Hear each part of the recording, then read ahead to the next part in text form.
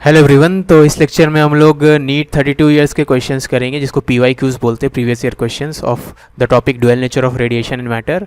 तो हम लोग अराउंड 90 क्वेश्चंस करेंगे, जिसमें शायद 100 से 120 मिनट लगेंगे। मुझे लगता है 100 मिनट में हो जाने चाहिए, क्वेश्चन इजी रहते हैं।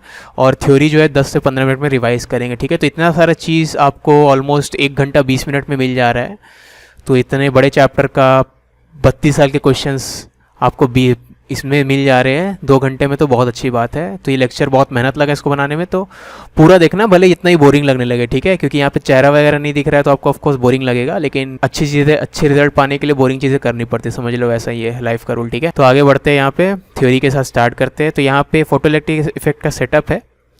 तो यहाँ पे एक ट्यूब है, इवैक्यूएटेड ट्यूब है मान लो, यहाँ पे अंदर में कोई गैस वैस नहीं है। ठीक है, ट्यूब के एंड्स में आपको देख सकते हो आप 2 इलेक्ट्रोड्स है, मतलब मेटल के बने हुए मान लो, उनको यहाँ पे सर्किट से कंप्लीट किया गया ऐसे। ठीक है, यहाँ पे कुछ भी नहीं है, अभी खाली है, वैक्यूम है मान लो। तो मोनोक्रोमेटिक लाइट यहाँ से आ रहा है, कोई विंडो है यहाँ पे मान लो, ट्रांसपेरेंट विंडो है, मतलब ग्लास खुला हुआ नहीं है, ट्रांसपेरेंट है, मतलब ग्लास है लेकिन लाइट पास हो सकता है, वो आ रहा। मोनोक्रोमेटिक मतलब सिंगल फ्रिक्वेंसी का लाइट आ रहा है। ठीक है, और वो उसको स्ट्राइक करेगा। तो अगर ये पाया गया एक्सपेरिमेंटली, अगर frequency of light is greater than some minimum frequency, ठीक है, वो मिनिमम फ्रीक्वेंसी किस वजह से डिपेंड करता है, आगे पढ़ेंगे। तो सपोज वो मिनिमम फ्रीक्वेंसी इसमें 5 है, 5 हर्ट्स, मतलब 5 हर्ट्स तो बहुत कम है, लेकिन अब समझाने के लिए बोल रहा हूँ, 5 हर्ट्स से ज़्यादा है फ्रीक्वेंसी ऑफ लाइट, तो यहाँ से इस मेटल से इलेक्ट्रॉन्स बाहर निकलेंगे। ठीक है, इसी फिनोमेना को हम लोग क्या बोलते हैं, फोटो इलेक्ट्रिक इफेक्ट। फोटो मतलब लाइट, तो लाइट के शाइन करने से जो इलेक्ट्रॉन बाहर निकलते हैं अगर, तो उस फिनोमेना को क्या बोलते हैं हम लोग, फोटो इलेक्ट्रिक इफेक्ट। ठीक है ना, तो frequency of light greater than some minimum frequency होना चाहिए। इसी को इक्विवेलेंटली हम लोग बोल सकते हैं wavelength of light should be less than equal to some minimum frequency, wavelength होना चाहिए less than equal to some minimum wavelength. तो मिनिमम फ्रीक्वेंसी को हम लोग थ्रेशोल्ड फ्रीक्वेंसी बोलते हैं, और करस्पॉन्डिंगली मिनिमम वेवलेंथ को थ्रेशोल्ड वेवलेंथ बोलते हैं। ठीक है ना, तो अगर energy of proton greater than work function होगा, वर्क फंक्शन होता है minimum energy required to eject electron from the metal. ठीक है ना, तब हम लोग बोलते हैं कि फोटो इलेक्ट्रिक इफेक्ट अकर कर सकता है, उसके अलावा किसी भी कंडीशन में नहीं करेगा। ठीक है ना, तो आप ये कंडीशन बोलो या ये बोलो या ये बोलो, तीनों इक्विवेलेंट है। ठीक है, अब एनर्जी के अंदर से हम लोग बोल सकते हैं कि एनर्जी ऑफ फोटोन जो आ रहा है, जो फोटोन आ रहा है, जो लाइट हम लोग बोल रहे हैं, लाइट फोटोन से बना हुआ है, ये हम लोग को मानना है इस चैप्टर में। ठीक है, तो जो फोटोन आ रहा है उसका एनर्जी 2 चीज़ों में जाएगा। एक तो मेटल से इलेक्ट्रॉन को निकालने के लिए जो मिनिमम एनर्जी रिक्वायर्ड होती है, जिसको वर्क फंक्शन बोलते हैं। ठीक है, उसको ओवरकम करने में जाएगा। याद रखना, इलेक्ट्रॉन जो है मेटल से अट्रैक्टेड होगा, है ना, क्योंकि इलेक्ट्रॉन बाहर निकलेगा तो इलेक्ट्रॉन नेगेटिवली चार्ज है और मेटल पॉजिटिवली चार्ज हो जाएगा, तो इलेक्ट्रॉन जो है मेटल की तरफ अट्रैक्टेड होगा। तो उस अट्रैक्टिव पुल को ओवरकम करने के लिए जो एनर्जी रिक्वायर्ड उसको वर्क फंक्शन बोलेंगे। ठीक है ना, और उसके अलावा जो रिमेनिंग एनर्जी रहेगा, आप जैसे यहाँ पे 10 दिए हो और वर्क फंक्शन 2 है, तो रिमेनिंग एनर्जी जो 8 है वो maximum kinetic energy of electron के फॉर्म में निकलेगा। मैक्सिमम क्यों बोल रहा हूँ मैं, क्योंकि इलेक्ट्रॉन मेटल से निकलने का प्रोसेस में बाकी एटम से टकरा सकता है, तो एनर्जी लॉस कर सकता है। तो अगर टकरा नहीं रहा है तब जो एनर्जी से बाहर निकलेगा उसको मैक्सिमम काइनेटिक एनर्जी बोलेंगे, अदरवाइज से कम से भी रहेगा। ठीक है ना, तो हम लोग एनर्जी कंजर्वेशन में बोले तो आपका एनर्जी ऑफ फोटोन, जो फोटोन यहाँ पे इंसिडेंट हुआ उसका जो एनर्जी होगा वो कन्वर्ट हो जाएगा, वो चला जाएगा किसमें, इलेक्ट्रॉन को जस्ट बाहर निकालने के लिए, मेटल के अट्रैक्शन से ओवरकम करने के लिए।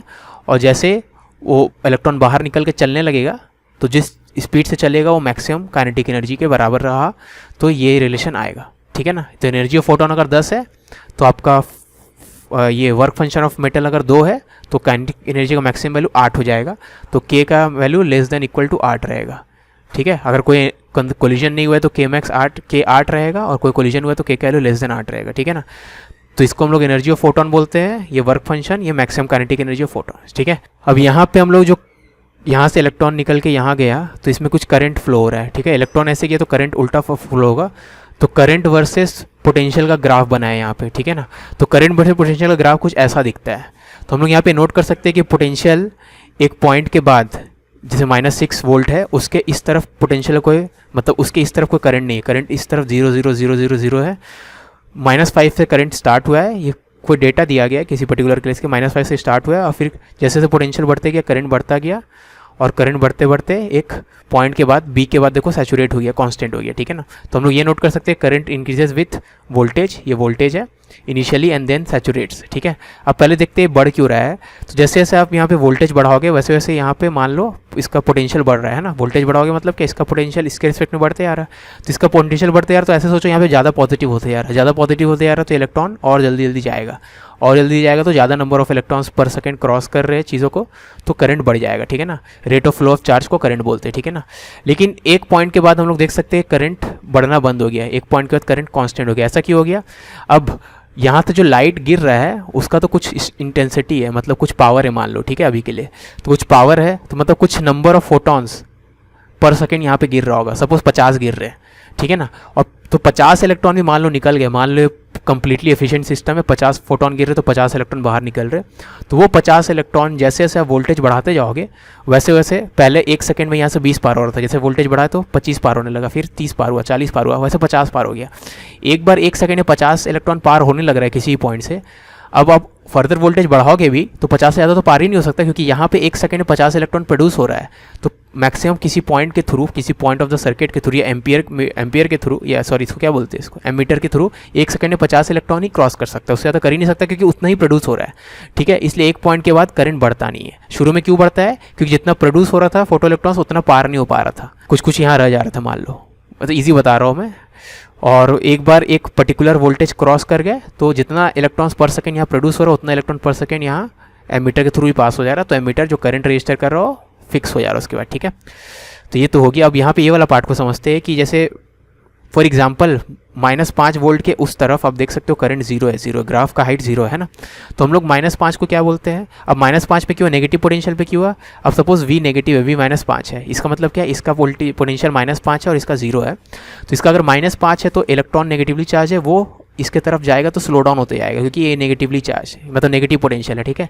तो इलेक्ट्रॉन स्लो डाउन होते जाएगा, तो स्लो डाउन होते होते होते रुक जाएगा, ठीक है ना। तो -5 पे तो इलेक्ट्रॉन रुकेगा, -6 पे भी रुकेगा, -7 पे भी रुकेगा एंड सो ऑन। तो इन सब में से -5 का क्या खासियत है? -5 इन सब में से सबसे छोटे मैग्नीट्यूड का नंबर है, ठीक है ना। तो सबसे छोटा मैग्नीट्यूड वाला जो नेगेटिव पोटेंशियल होता है, जिसके कारण फोटो करंट 0 हो जाए, मतलब इलेक्ट्रॉन निकल तो रहे लेकिन यहाँ पहुँच नहीं पा रहे, ठीक है, क्योंकि यहाँ पहुँचेंगे तभी सर्किट के थ्रू, मतलब एमीटर के थ्रू पास हो पाएंगे, ठीक है ना। तो उसको हम लोग बोलते हैं स्टॉपिंग पोटेंशियल। तो यहाँ पे मैं लिखा हूँ इस चीज़ को, minimum negative voltage required to stop photo current is called stopping potential. याद रखना मिनिमम का बात हो रहा है, ठीक है। जैसे आपको बोलेगा स्टॉपिंग पोटेंशियल क्या है, मतलब आपसे बोलेगा कि कितने कितने पोटेंशियल पे स्टॉप हो सकता है, तो बहुत सारे, -7 -8 -10, लेकिन स्टॉपिंग पोटेंशियल जब बोला जाए, मतलब मिनिमम पोटेंशियल क्या है, तो मिनिमम पोटेंशियल आप क्या बोलेंगे, सॉरी 5 बोलोगे ना, माइनस नहीं बोलते, 5 बोलेंगे ना, पॉजिटिव रखते उसको। मिनिमम नेगेटिव पोटेंशियल यहाँ लिख देना, नेगेटिव लिख दिया मतलब उसको 5 बोलना है, ठीक है।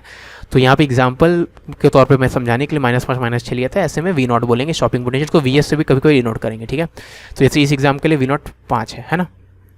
अब क्योंकि नेगेटिव पोटेंशियल की बात हो रही है, तो नेगेटिव पोटेंशियल मतलब V of anode is less than V of cathode, ठीक है ना, क्योंकि ये आपका नेगेटिव पोटेंशियल पे होगा, पॉजिटिव पोटेंशियल पे होगा, तभी इलेक्ट्रॉन स्लो डाउन होगा। इलेक्ट्रॉन पॉजिटिव खींचेगा इलेक्ट्रॉन को या नेगेटिव रिपेल करेगा, एक ही बात है, ठीक है ना। तो V anode will be less then V cathode, तो V anode minus V cathode करेंगे तो -5 आ जाएगा इस पर्टिकुलर एग्जाम्पल के लिए, ठीक है ना, क्योंकि V anode less than V cathode है, ठीक है। अब यहीं पे ये तो पॉइंट देख चुके थे हम लोग। अब जो सैचुरेशन करंट है वो proportional to intensity of light होता है, ठीक है। जितना ज़्यादा इंटेंसिटी ऑफ लाइट, देखो इंटेंसिटी ऑफ लाइट मतलब एक सेंस में आप समझ सकते हो ब्राइटनेस, ठीक है। जितना ज़्यादा ब्राइट लाइट है मतलब उतना ज़्यादा फोटॉन्स है, जितना ज़्यादा फोटॉन्स यहाँ गिरेंगे उतना ज़्यादा फोटो इलेक्ट्रॉन्स निकलेंगे, जितना ज़्यादा फोटो इलेक्ट्रॉन्स निकलेंगे उतना ज़्यादा करंट फ्लो होगा, ठीक है ना। तो इसलिए सैचुरेशन करंट जो है proportional to intensity of light है। जो स्टॉपिंग पोटेंशियल है V0 डिपेंड्स ऑन फ्रीक्वेंसी या वेवलेंथ, कुछ भी बोलो एक ही चीज़ है, मतलब एक ही चीज़ नहीं है लेकिन सिमिलर है। फ्रीक्वेंसी बोलो, फ्रीक्वेंसी ऑफ लाइट पे डिपेंड करता है, वेवलेंथ ऑफ लाइट पे डिपेंड करता है, एक ही बात है। And work function of metal, यानी नेचर ऑफ मटेरियल पे डिपेंड करता है। कैसे, इसे समझते हैं। तो यहाँ पे हम लोग आइंस्टीन रिलेशन लिखे थे, एनर्जी ऑफ, वही एनर्जी कंजर्वेशन रिलेशन लिखे थे, इसको आइंस्टीन रिलेशन ही बोलते हैं।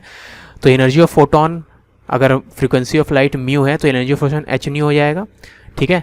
और जो वर्क फंक्शन है, वर्क फंक्शन होता है minimum energy required to eject photo electron, है ना, वो होता है आपका h इंटू थ्रेशोल्ड, है ना, ठीक है ना। इससे तो थ्रेशोल्ड फ्रीक्वेंसी से ऊपर वाले फ्रीक्वेंसी पे ही निकलता है, ठीक है। तो मिनिमम थ्रेशोल्ड हो जाता है, ठीक है ना। तो h new not plus K max, ठीक है ना। अब के मैक्स को हम लोग लिखते हैं E इंटू ई, मतलब चार्ज ऑन द इलेक्ट्रॉन का magnitude into stopping potential. Stopping potential को VS से लिखो या V0 से लिखो, ठीक है। अब ऐसा क्यों लिखते हैं उसका कारण यहाँ पे समझाया हमें, ठीक है ना। अब कैसे लिखा हूँ मैं, अगर आप ये इंश्योर कर ले कि यहाँ से जो इलेक्ट्रॉन, फास्टेस्ट मूविंग इलेक्ट्रॉन भी निकल रहा है, अगर वो यहाँ पहुँचते पहुँचते रुक जाए, जस्ट यहाँ पहुँचते पहुँचते रुक जाए, तो यानी वो वाला केस क्या होगा, -5 वाला केस होगा, ठीक है। फॉर एग्जाम्पल, है ना, अगर आप -6 इसका वोल्ट रखे हो तब फास्टेस्ट मूविंग इलेक्ट्रॉन यहाँ नहीं, उससे पहले रुक जाएगा, मतलब और आप कम मेहनत करके भी करंट को जीरो कर सकते थे, क्योंकि इलेक्ट्रॉन यहाँ रुके करंट तो जीरो ही रहेगा ना, ठीक है ना। तो जब हम लोग बोलते हैं minimum negative potential required to stop photo current, मतलब सबसे कम पोटेंशियल कितना रहेगा। तो सबसे कम मतलब जो फास्टेस्ट मूविंग इलेक्ट्रॉन जब निकलेगा तो वो यहाँ जस्ट पहुँचने से रुकेगा, ठीक है ना। तो इससे ज़्यादा मेहनत करेंगे हम लोग, -6 का वोल्ट यहाँ पे लगाएंगे तो उससे पहले रुक जाएगा, -7 का लगाएंगे तो और पहले रुक जाएगा, -8 करेंगे तो और पहले रुक जाएगा, एंड सो ऑन, ठीक है ना। तो हम लोग ये चाहेंगे कि यहाँ पे जो इलेक्ट्रॉन फास्टेस्ट मूविंग इलेक्ट्रॉन है वो यहाँ पे आके आते रुक जाए, ठीक है। वही हो जाएगा आपका स्टॉपिंग पोटेंशियल वाला केस, है ना। तो यहाँ पे आके रुका है, मतलब यहाँ से यहाँ के बीच में पोटेंशियल डिफरेंस कितने का है, V का है। तो इलेक्ट्रॉन के पास यहाँ पे एनर्जी जो भी था, काइनेटिक एनर्जी, वो पूरा का पूरा यहाँ पहुँचते पहुँचते पोटेंशियल एनर्जी बढ़ जाएगा, बन जाएगा, में चेंज हो जाएगा, क्योंकि यहाँ पे आपको काइनेटिक एनर्जी 0 चाहिए, ठीक है ना। तो यहाँ का काइनेटिक एनर्जी कितना है, Ke मैक्स, और यहाँ का पोटेंशियल एनर्जी कितना हो जाएगा, चार्ज ऑन द इलेक्ट्रॉन का मैग्नीट्यूड E है, और कितना पोटेंशियल डिफरेंस के थ्रू चल रहा है वो V0, क्योंकि जब स्टॉपिंग पोटेंशियल रहेगा तो इसको V0 बोलेंगे, ठीक है ना। तो वही हम लोग एनर्जी कंजर्वेशन से ये बोल सकते हैं, kinetic energy fastest moving electron is converted into fully converted into potential energy, ठीक है। एंड जीरो काइनेटिक एनर्जी, यानी, है ना, जीरो काइनेटिक एनर्जी मतलब वो फोटो इलेक्ट्रॉन रुक चुका है, ठीक है। और फास्टेस्ट मूविंग फोटो इलेक्ट्रॉन अगर रुक चुका है, इसका मतलब क्या है, उससे स्लो वाले भी तो रुकेंगे ना। याद रखना, जो जितने इलेक्ट्रॉन्स यहाँ पे निकल रहे, कोई फास्ट होगा, कोई स्लो होगा, एंड सो ऑन, ठीक है, क्योंकि आपका काइनेटिक एनर्जी का value less than equal to Ke max रहेगा, जो फॉर एग्जांपल मैं 8 लिया हूँ, तो किसी का 8 है, किसी का 7 है, किसी 6.5, कुछ भी हो सकता है, ठीक है ना। लेकिन आप सबसे फास्टेस्ट मूविंग इलेक्ट्रॉन को अगर इंश्योर कर लिए कि वो यहाँ पहुँचने से पहले रुक गया है, तो उससे स्लो वाले तो पक्का रुक जाएंगे पहले। तो यानी कोई भी इलेक्ट्रॉन एनोड तक पहुँच नहीं पाएगा, यानी आपका फोटो करंट क्या हो जाएगा, 0 हो जाएगा, ठीक है। तो हम लोग यहाँ पे ये इंश्योर किए हैं कि kinetic energy of fastest moving electron 0 बन जाए ऑन रीचिंग एनोड, एनोड पहुंचने के जस्ट पहले 0 हो जाए, ठीक है। दैट विल इंश्योर कि अदर इलेक्ट्रॉन्स जो कि स्लो मूविंग है वो तो पहले ही वो लोग भी एनोड नहीं पहुंचेंगे, ठीक है ना। हेंस फोटो करंट यानी करंट जो होगा सर्किट में 0 होगा, ठीक है। तो यहाँ से हम लोग देख सकते हैं VS का वैल्यू इतना आया। अब ये थ्रेशोल्ड फ्रीक्वेंसी है यहाँ पे, और यहाँ पे ये ये थ्रेशोल्ड फ्रीक्वेंसी, ये फ्रीक्वेंसी ऑफ लाइट है, ठीक है ना। तो ये फ्रीक्वेंसी ऑफ लाइट पे डिपेंड करता है आपका stopping potential as well as आपका मेटल पे डिपेंड करता है, क्योंकि थ्रेशोल्ड फ्रीक्वेंसी तो मेटल पे डिपेंड करेगा। Threshold frequency depends on metal, ठीक है। जैसे कोई मेटल इजीली इलेक्ट्रॉन रिलीज कर देता होगा तो उसमें थ्रेशोल्ड फ्रीक्वेंसी कम रहेगा, कम एनर्जी ऑफ लाइट देगा तब भी निकल जाएगा। कोई मेटल बहुत ज़्यादा कस के अपने इलेक्ट्रॉन्स को पकड़ा हुआ तो उसमें ज़्यादा लगेगा, ठीक है। और 2-3 बातें जो आपको याद रखनी हो, ये है energy of photon is equal to SC/λ, ठीक है। और कभी कभी ये फॉर्मूलाज यूजफुल रहेगा डिपेंडिंग ऑन द क्वेश्चन। तो 12420 डिवाइडेड बाय लैम्डा, लेकिन लैम्डा एंगस्ट्रॉम में लिखना पड़ेगा, और ऐसा करने से जो एनर्जी निकालोगे आप इलेक्ट्रॉन वोल्ट में आएगा, ठीक है। वैसे 1242 divided by lambda in nanometer, तो इससे भी एनर्जी इलेक्ट्रॉन वोल्ट में आएगा। 1 इलेक्ट्रॉन वोल्ट इज इतना जूल, ठीक है ना। वो इलेक्ट्रॉन वोल्ट भी यूनिट ऑफ एनर्जी होता है। डी ब्रॉग्लीज हाइपोथेसिस क्या बोलता है, ये बोलता है कि आपका मैटर के पास भी वेव नेचर होता है, और वेव नेचर जो होता है, वेव हर एक वेव का एक वेवलेंथ होता है ना। तो वेवलेंथ कैसे निकालेंगे, h बाय डिवाइडेड बाय आपका क्या बोलते हैं इसको, मोमेंटम ऑफ मैटर, ठीक है ना। मोमेंटम मतलब h m/v, और मोमेंटम को हम लोग काइनेटिक एनर्जी के टर्म्स में इस फॉर्म में लिख सकते हैं, ठीक है ना। p is equal to √2m के, है ना। लास्ट इक्वेशन जो यूजफुल है, kinetic energy is equal to charge into accelerating potential, ठीक है। तो आई होप आपको थ्योरी समझ में आया होगा। बाकी सब चीज़ जो ग्राफ है जो आप पढ़े होंगे एनसीईआरटी में, सब हम लोग during the discussion of the 90 questions जो है उसमें हम लोग समझ लेंगे, ठीक है। तो अभी के लिए तो इतना ही थ्योरी काफ़ी है। चलो क्वेश्चंस पे जंप करते हैं।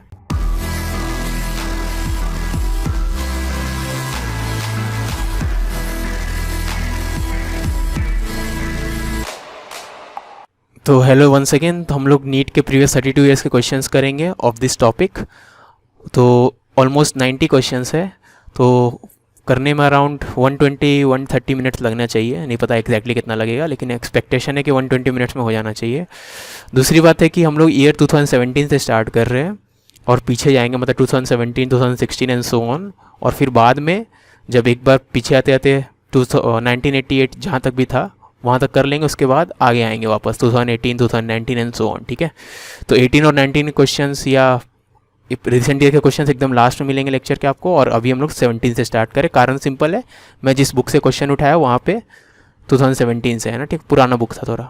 चलो स्टार्ट करते हैं। Question number 1, the de Broglie wavelength of A neutron in thermal equilibrium with heavy water at a temperature T and mass m is. तो आपसे डी ब्रॉग्ली वेवलेंथ पूछा है। डी ब्रॉग्ली वेवलेंथ क्या होता है, h बाय मोमेंटम। अब momentum में क्या होता है, √2m टाइम्स काइनेटिक एनर्जी, है ना। मोमेंटम को हम लोग √2m के लिख सकते हैं। अब काइनेटिक एनर्जी कैसे निकालेंगे, अब हमें इसका टेम्परेचर पता है। क्यों, क्योंकि ये चीज़ थर्मल इक्विलिब्रियम में है हेवी वाटर के साथ, जिसका टेम्परेचर T है, यानी थर्मल इक्विलिब्रियम मतलब सेम टेम्परेचर होना चाहिए, यानी इस न्यूट्रॉन का टेम्परेचर भी T है, ठीक है। तो अगर टेम्परेचर T है, न्यूट्रॉन को हम लोग मोनो एटॉमिक टाइप का बोल सकते हैं सिंपली, क्योंकि न्यूट्रॉन एक एंटिटी है सिंपल, और वो चीज़ रोटेट नहीं हो सकता, रोटेशनल एनर्जी उसका 0 है, तो सिर्फ ट्रांसलेशन काइनेटिक एनर्जी होना चाहिए। तो 3/2 kT ले लेंगे, है ना। काइनेटिक थ्योरी ऑफ गैसेस में पढ़े, मतलब उस चैप्टर का सिर्फ ये वाला कॉन्सेप्ट पता होना चाहिए काइनेटिक थ्योरी ऑफ गैसेस से कि मोनोएटॉमिक का 3/2 kT होता है, तो न्यूट्रॉन भी उसी के टाइप का है, तो 3/2 kT, ठीक है। तो 2m इंटू 3/2 kT यहाँ पे लिखेंगे। अब 3/2 kT इंटू 2m मिलके आपको ये दे देगा, यानी ऑप्शन ए करेक्ट है। क्वेश्चन नंबर 2 में the threshold wavelength of silver is this much, तो लैम्डा नॉट का वैल्यू दिया हुआ है।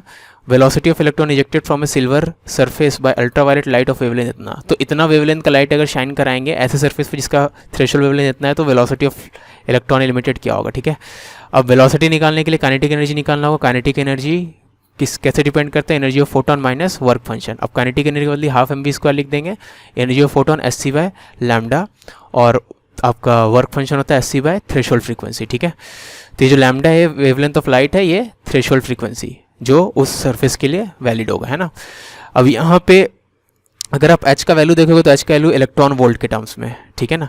तो h इंटू सी करोगे तो रिजल्ट इलेक्ट्रॉन वोल्ट में आएगा, तो ये चीज़ इलेक्ट्रॉन वोल्ट में आ रही है, ध्यान देना, ठीक है ना। तो h का वैल्यू, c का वैल्यू, लैम्डा और लैम्डा नॉट का वैल्यू, ये सब का वैल्यू इसमें पुट करेंगे तो जो भी चीज़ आएगा वो इलेक्ट्रॉन वोल्ट में आएगा। लेकिन आंसर आप देखोगे तो SI यूनिट्स में, यानी उसको जूल में कन्वर्ट करना होगा, ठीक है ना। इलेक्ट्रॉन वोल्ट में नहीं छोड़ सकते, जूल में कन्वर्ट करना होगा। तो जूल में कन्वर्ट करने के लिए क्या करेंगे, एक इलेक्ट्रॉन वोल्ट का बदली कितना जूल होता है, 1.6 इंटू 10⁻⁻19, ठीक है। तो अब ये चीज़ जूल में हो गया, है ना।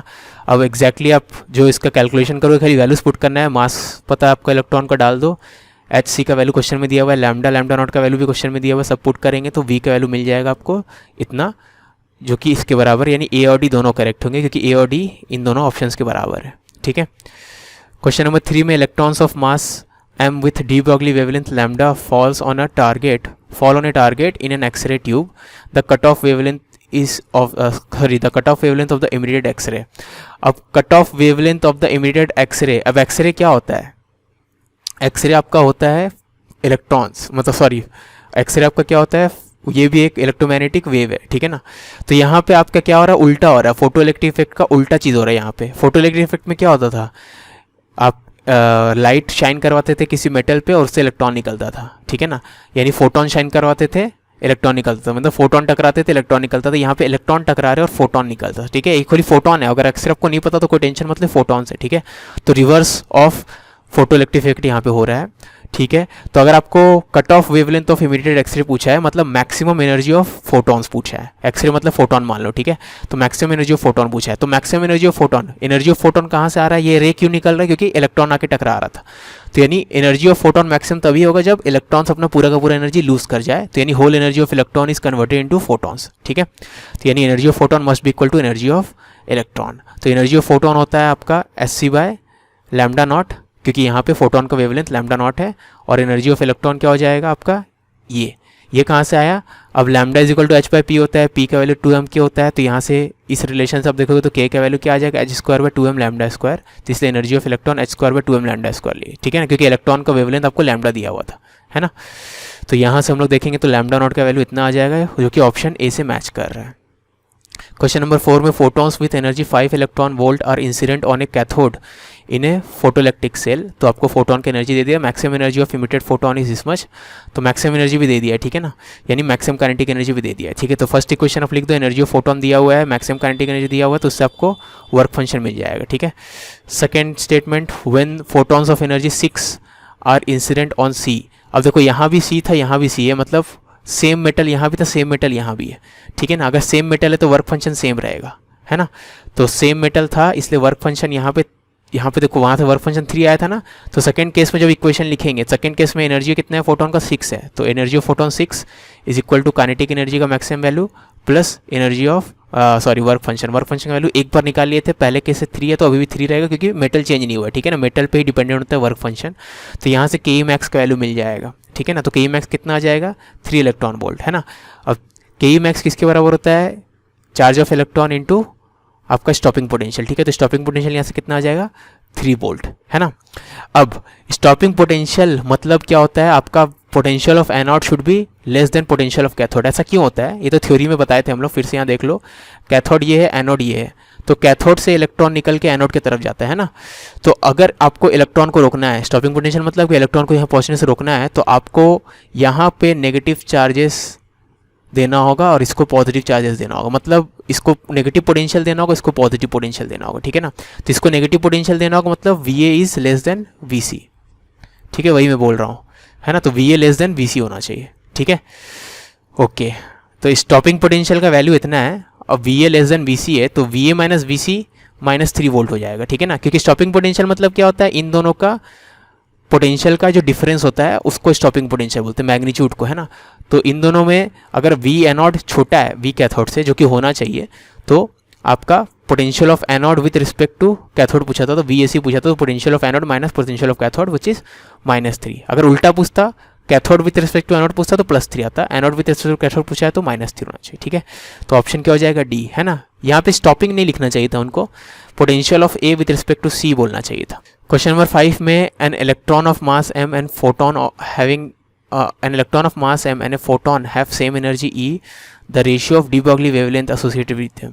ठीक है, तो दोनों का एनर्जी सेम है, ठीक है। तो दोनों का de Broglie wavelength का रेशियो पूछा है, तो lambda of photon divide by lambda of photon divide by lambda of electron, ठीक है ना। अब लैम्डा होता है h/p, अब प्रोटॉन का लैम्डा का बात हो रहा है तो मोमेंटम ऑफ प्रोटॉन लेंगे, वैसे इलेक्ट्रॉन का जब लैम्डा का बात होगा तो मोमेंटम ऑफ इलेक्ट्रॉन लेंगे, ठीक है। तो h कैंसिल हो जाएगा, तो ये चीज़ उल्टा होकर momentum of electron divided momentum of proton हो जाएगा। अब मोमेंटम क्या होता है, √2m के होता है, √2m टाइम्स काइनेटिक एनर्जी। अब एनर्जी ऑफ इलेक्ट्रॉन E दिया हुआ है, ठीक है, और एनर्जी ऑफ फोटोन भी E दिया हुआ है, लेकिन फोटोन के केस में मोमेंटम निकालने के लिए √2m के वो मुझे यूज़ करना। फोटोन का मोमेंटम कैसे निकालते हैं, फोटोन का मोमेंटम होता है energy of photon divide by speed of light, ठीक है। तो फोटोन का मोमेंटम निकालने के लिए E/c यूज़ करेंगे, तो इसको सिंप्लीफाई करेंगे तो ऐसा आ जाएगा। Therefore wavelength of photon divide by wavelength of electron हो जाएगा आपका ये चीज़, विच इज़ ऑप्शन बी, ठीक है। क्वेश्चन नंबर 6 में when a metallic surface is illuminated with radiation of wavelength lambda the stopping potential is V. If the same surface is illuminated with radiation of wavelength 2 lambda the stopping potential is this, ठीक है। तो दो अलग अलग cases है, तो आपको पता है energy of photon is equal to work function plus K E max होता है। एनर्जी ऑफ फोटोन होता है SC by lambda, work function SC by threshold wavelength, और के ई मैक्स होता है E टाइम्स स्टॉपिंग पोटेंशियल, ठीक है। तो फर्स्ट केस में आप देखोगे तो आपका इंसिडेंट फोटॉन्स या इंसिडेंट वेव का वेवलेंथ कितना लैम्डा है, तो लैम्डा का वैल्यू लैम्डा पुट करेंगे, और सेकंड केस में 2 लैम्डा है तो लैम्डा का वैल्यू 2 लैम्डा पुट करेंगे, ठीक है। थ्रेशोल्ड वेवलेंथ आपको दोनों केस में तो सेम यूज़ करना पड़ेगा, ठीक है ना, क्योंकि आपका मेटल चेंज नहीं हुआ है तो आपका थ्रेशोल्ड वेवलेंथ सेम रहेगा। सेम सरफेस मतलब सेम मेटल मतलब सेम फाई मतलब सेम थ्रेशोल्ड वेवलेंथ, ठीक है। तो यहाँ से लैम्डा नॉट वही लिखेंगे, और EV0 का बदली फर्स्ट केस में आपको बोल दिया था स्टॉपिंग पोटेंशियल V है, और सेकंड केस में बोला है स्टॉपिंग पोटेंशियल V/4 है, तो EV और यहाँ EV4, ठीक है। तो यहाँ पे आप देखोगे इस इक्वेशंस को डिवाइड करेंगे तो SC ऊपर में भी आ रहा है, SC नीचे भी आ रहा है, तो कॉमन लेके काट लेंगे, तो यहाँ पे इतना आएगा, वैसे इसमें इतना बचेगा SC को काटने के बाद, और इसको दिस बाय दिस करेंगे तो 4 बचेगा, ठीक है। तो इसको सिंप्लीफाई करेंगे तो इतना आएगा, यानी लैम्डा नॉट का वैल्यू 3 लैम्डा है, यानी ऑप्शन बी करेक्ट है।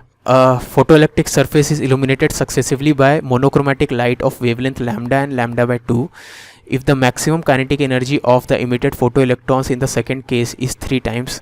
तो सेकेंड केस का maximum kinetic energy is 3 times of the first case, ठीक है ना। तो हम लोग एनर्जी ऑफ फोटोन माइनस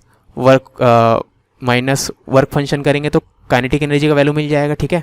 तो फर्स्ट केस में एनर्जी ऑफ फोटोन हो जाएगा SC by lambda, second case में SC बाय लैम्डा बाय 2, क्योंकि फर्स्ट केस में लैम्डा था, सेकंड केस में लैम्डा बाय 2 था, ठीक है। दोनों केस में सेम मेटल है तो वर्क फंक्शन वही यूज़ करेंगे। काइनेटिक एनर्जी फर्स्ट केस का K लेंगे तो सेकंड केस का 3 K लेंगे, इनको अगर डिवाइड करेंगे तो आपका K कैंसिल हो जाएगा और आपका ये रिलेशन आएगा, ठीक है। डिवाइड कर देंगे तो ये रिलेशन आएगा, है ना। ये रिलेशन से आप देखोगे तो फाई का वैल्यू 2 SC बाय 2 लैम्डा आएगा, विच इज़ ऑप्शन सी, ठीक है ना।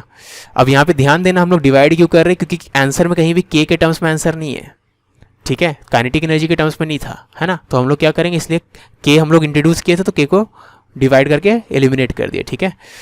क्वेश्चन नंबर 8 में light of wavelength 500 nanometer is incident on a metal जिसका वर्क फंक्शन है 2.28, तो डी ब्रॉगली वेवलेंथ कितना होगा, ठीक है।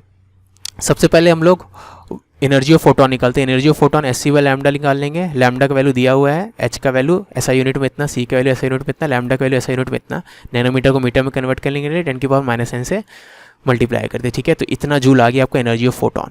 वर्क फंक्शन आपको दे दिया 2.28 इलेक्ट्रॉन वोल्ट। अब यहाँ पे जूल में हम लोग निकाले थे एनर्जी, यहाँ पे इलेक्ट्रॉन वोल्ट में है, आंसर आपका SI यूनिट में है, तो इसको हम लोग जूल में कन्वर्ट कर लेंगे, क्योंकि जूल SI यूनिट है, तो इलेक्ट्रॉन वोल्ट को जूल में कन्वर्ट करने के लिए इससे मल्टीप्लाई कर देंगे 1.6 × 10⁻⁻19, तो फाई का वैल्यू यानी वर्क फंक्शन वैल्यू इतना आ गया, ठीक है। अब आइंस्टीन इक्वेशन लगाए थे कि के का मैक्सिमम वैल्यू हो जाएगा energy of photon minus work function. के का मैक्सिमम वैल्यू है आपका, एनर्जी ऑफ फोटोन कितना था एनर्जी ऑफ फोटोन था इतना, और इतना आपका वर्क फंक्शन, इन दोनों को सब्ट्रैक्ट करेंगे तो कितना आ जाएगा 0.3 इंटू 10⁻⁻⁹ ठीक है ना। तो के मैक्स हमें मिल गया। हम लोग से क्या पूछा था, de Broglie wavelength of the emitted electron, ठीक है। ओके, अब डी बर्गली वेवलेंथ निकालने का फॉर्मूला क्या होता है, h/p।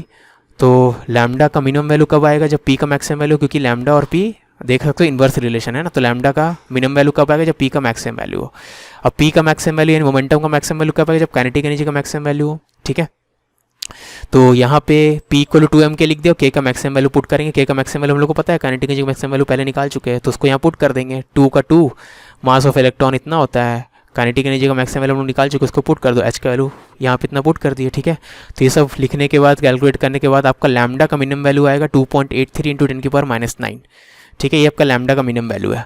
अब जो आपका वेवलेंथ ऑफ जो आपका डी बर्गली वेवलेंथ होगा that is greater than equal to इतना। ग्रेटर देन इक्वल टू क्यों, क्योंकि यहाँ पे आपको ध्यान होगा, या आप सिंपली सोच सकते हो लैम्डा का मिनिमम वैल्यू हम लोग निकाले, ठीक है ना। तो अगर लैम्डा का मिनिमम वैल्यू निकाले तो जो पॉसिबल लैम्डास का वैल्यू होंगे वो तो मिनिमम से ज़्यादा ही होंगे, ठीक है। कम से कम उसके बराबर हो सकते हैं, बाकी उससे ज़्यादा ही रहेंगे, है ना। तो lambda should be greater than equal to lambda minimum, यानी ऐसा टाइप का ऑप्शन किस में है, ए में, ठीक है ना। अब इसका ऑल्टरनेटिव मेथड ये है ऑप्शन एलिमिनेशन मेथड, जो एक लाइन में बन जाएगा ऐसे, लैम्डा का मिनिमम वैल्यू निकालने के लिए h टाइम्स p का मैक्सिमम वैल्यू, ठीक है ना। तो देयरफॉर लैम्डा एमिटेड यानी lambda of emitted electron should be greater than equal to lambda of minimum.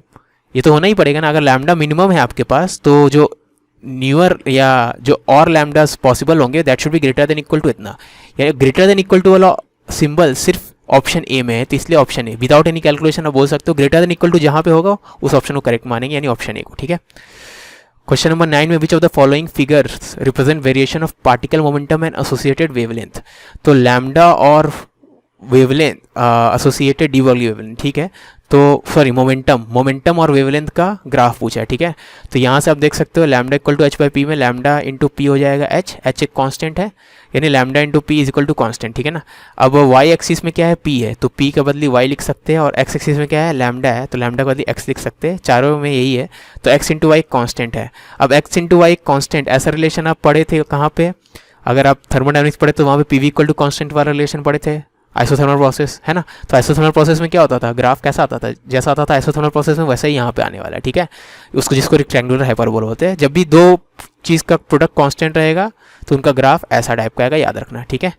Question number 9 था ये। क्वेश्चन नंबर 10 में a certain metallic surface is illuminated with monochromatic light जिसका wavelength lambda है। Stopping potential for photoelectric current for this light is 3V0, ठीक है। तो आपको stopping potential दे दिया है। तो फर्स्ट केस में आप देखोगे स्टॉपिंग पोटेंशियल, अब देखो यहाँ क्या रिलेशन है, एनर्जी ऑफ फोटोन क्या होता है, के मैक्स प्लस फाई, यानी के मैक्स का वैल्यू इतना हो गया, ठीक है।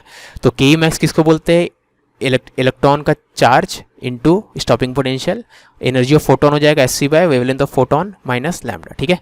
तो इस अब फर्स्ट जो कंडीशन दिया हुआ है, फर्स्ट स्टेटमेंट में जो वैल्यूज दिया उसको अगर पुट करें तो आपका स्टॉपिंग पोटेंशियल बोला था फर्स्ट केस में 3V0 है, ठीक है, उसको यहाँ पुट कर दिए, बाकी सबको एज इट इज पुट कर दी, है ना। सेकंड केस में स्टॉपिंग पोटेंशियल है V0, और सेकंड केस में आपका एनर्जी आपका वेवलेंथ ऑफ फोटोन यानी रेडिएशन का जो वेवलेंथ है वो कितना है, थ्रू 2 लैम्डा है। सेकंड केस में 2 लैम्डा था, फर्स्ट केस में लैम्डा था, तो फर्स्ट केस में लैम्डा पुट किया, सेकंड केस में 2 लैम्डा पुट किए।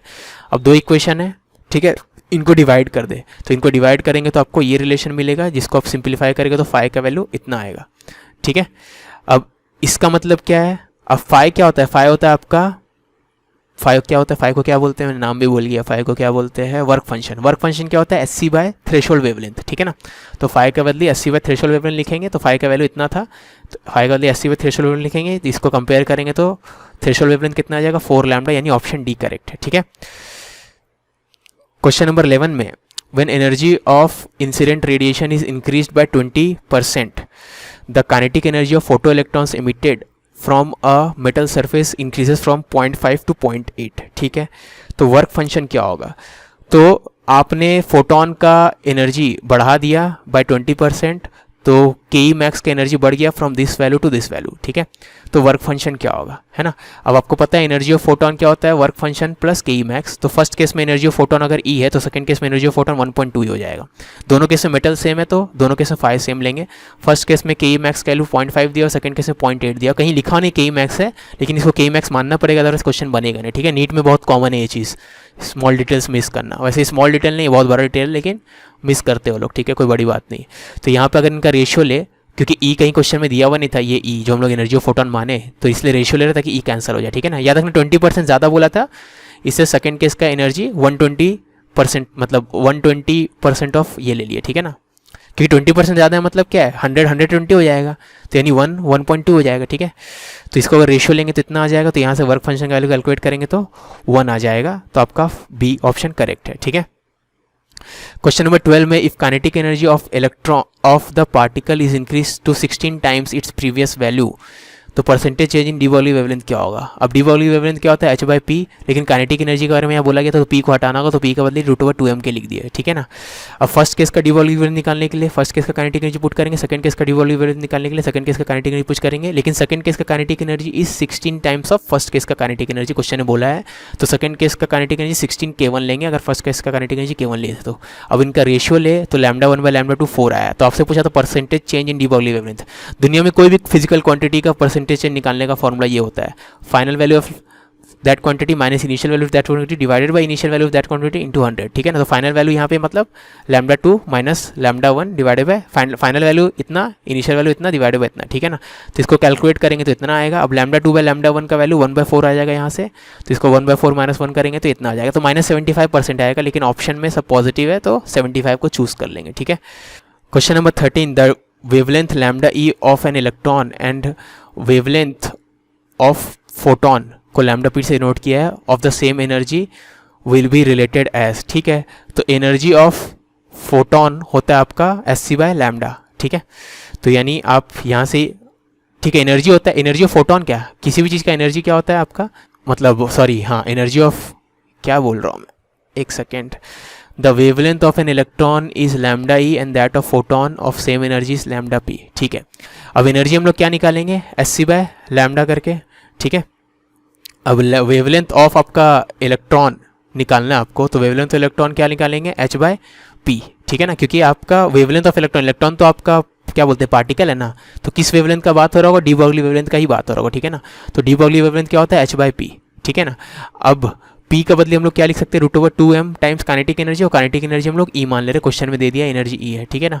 तो यहाँ से अब h/2m, अब e क्या होगा, e हम लोग लिख सकते हैं hc/λ ऑफ प्रोटॉन, ठीक है। याद रखना ये रिलेशन वैलिड है खाली फोटॉन्स के लिए, energy is equal to hc/λ, ये एनर्जी किसके लिए वैलिड है, आपका इलेक्ट्रोमैग्नेटिक वेव के लिए वैलिड है, ठीक है ना।